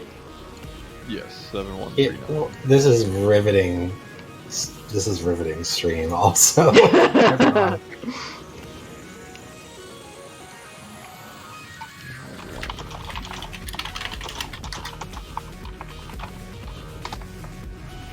I'll keep that giveaway open for another minute or so. But yes, thank all of you for tuning in. I know Yes. I'm not part of the Musecast. I suppose some of you may be. having me. Participate. Yes, thank Yes. you for You've been great guests. letting us participate. Remix, this is fantastic. Oh, you were excellent commentators because you're bringing more of the background And than me and Emmy we hope ever to could. see all of you during next week's match. That's true. The next match is on the 31st. Yep, next week on the 31st. Yep, yeah, on the 31st at the same time, we're gonna have the loser bracket from the first round go The up. loser bracket. That's right, all of us who lost our game. So I think I believe the first game is gonna be well, I don't know if it's the first game, but I know it's gonna be, or rather, I'll eventually get this right. I believe it's going to be Gill Turtles versus the Marvelous Mascots. And then it is also the Sea Chocobos versus the other team. The team that we're forgetting. That I cannot remember the name of. Ishgard? The eyes, the Ishgard eyes. Yes, that's it. I think it might be reversed. Gill Turtles versus Eyes, and Sea Chocobos versus Mascots, because that's the relative. That was the bracket. That would be great if it was. Because one of the Sea Turtles players is also, or one of the Gill Turtles players is also a Mascots player. So it would be great if we could avoid that. And then also, if it's Ishgard versus Ul'dah, it's money versus money. Oh, yes, it is. There's just going to be so much Gill in the. Oh yeah, like we're not even gonna, like, the Blitzball is going to be made of solid gold. And our winner is Twin B Mark II. Yeah! So send me a whisper on Twitch, and I'll send you the email that you can send your address to. You can't send. You apparently. I learned that you can't send your address over Twitch. No. Congratulations to Twin B Mark II for winning the giveaway. No, I was just gonna let you guys do your thing. I was just letting you run with it. But if you gotta go to sleep, you gotta go to sleep. Well, that's fine. Yeah, I mostly just didn't want to continue to drown out the stream and then have long pauses of silence and be like, "This is for a podcast." I think. We're talking. We're on the internet, and people can hear everything we say. That's right. Yeah, we don't turn our streams into podcasts. The streams is where we're casual, and the podcast is when we're pretty serious business. Gotcha. Oh, okay, fantastic then. I don't have to worry. Yeah. We curse, we shout, we bring random people on. Very nice. Oh, little Jen. Well, I'm glad that I actually learned about the podcast now, though. That'll be something fun that I'll be able to go to the backlog and listen to. Yes, I hope you enjoy it. Thank you everyone for watching, even if you're AFK right now. Thanks for staying with us through the technical difficulties. And don't forget to donate to Write Love on Her Arms via your favorite team, which should be the Guild Turtles, but you technically have other choices. That's right. There are other less great choices. Yeah, but the money all goes to a great cause. Yes. Yes, and we'll see you back again on the 31st. Yeah. Yes. Thank you all for watching. And be sure to give your local Killbot a because that's what Roscoe Rackham does. Mm-hmm. Can we get a wave at the camera? Oh, sure. For goodbye.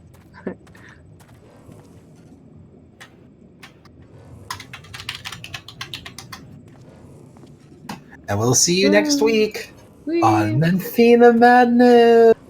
Woo! I'm gonna crash your stream whether you like it or not. Okay, goodbye. Now I get waves from everybody. Yeah. Figured to make it look nicer if they all waved.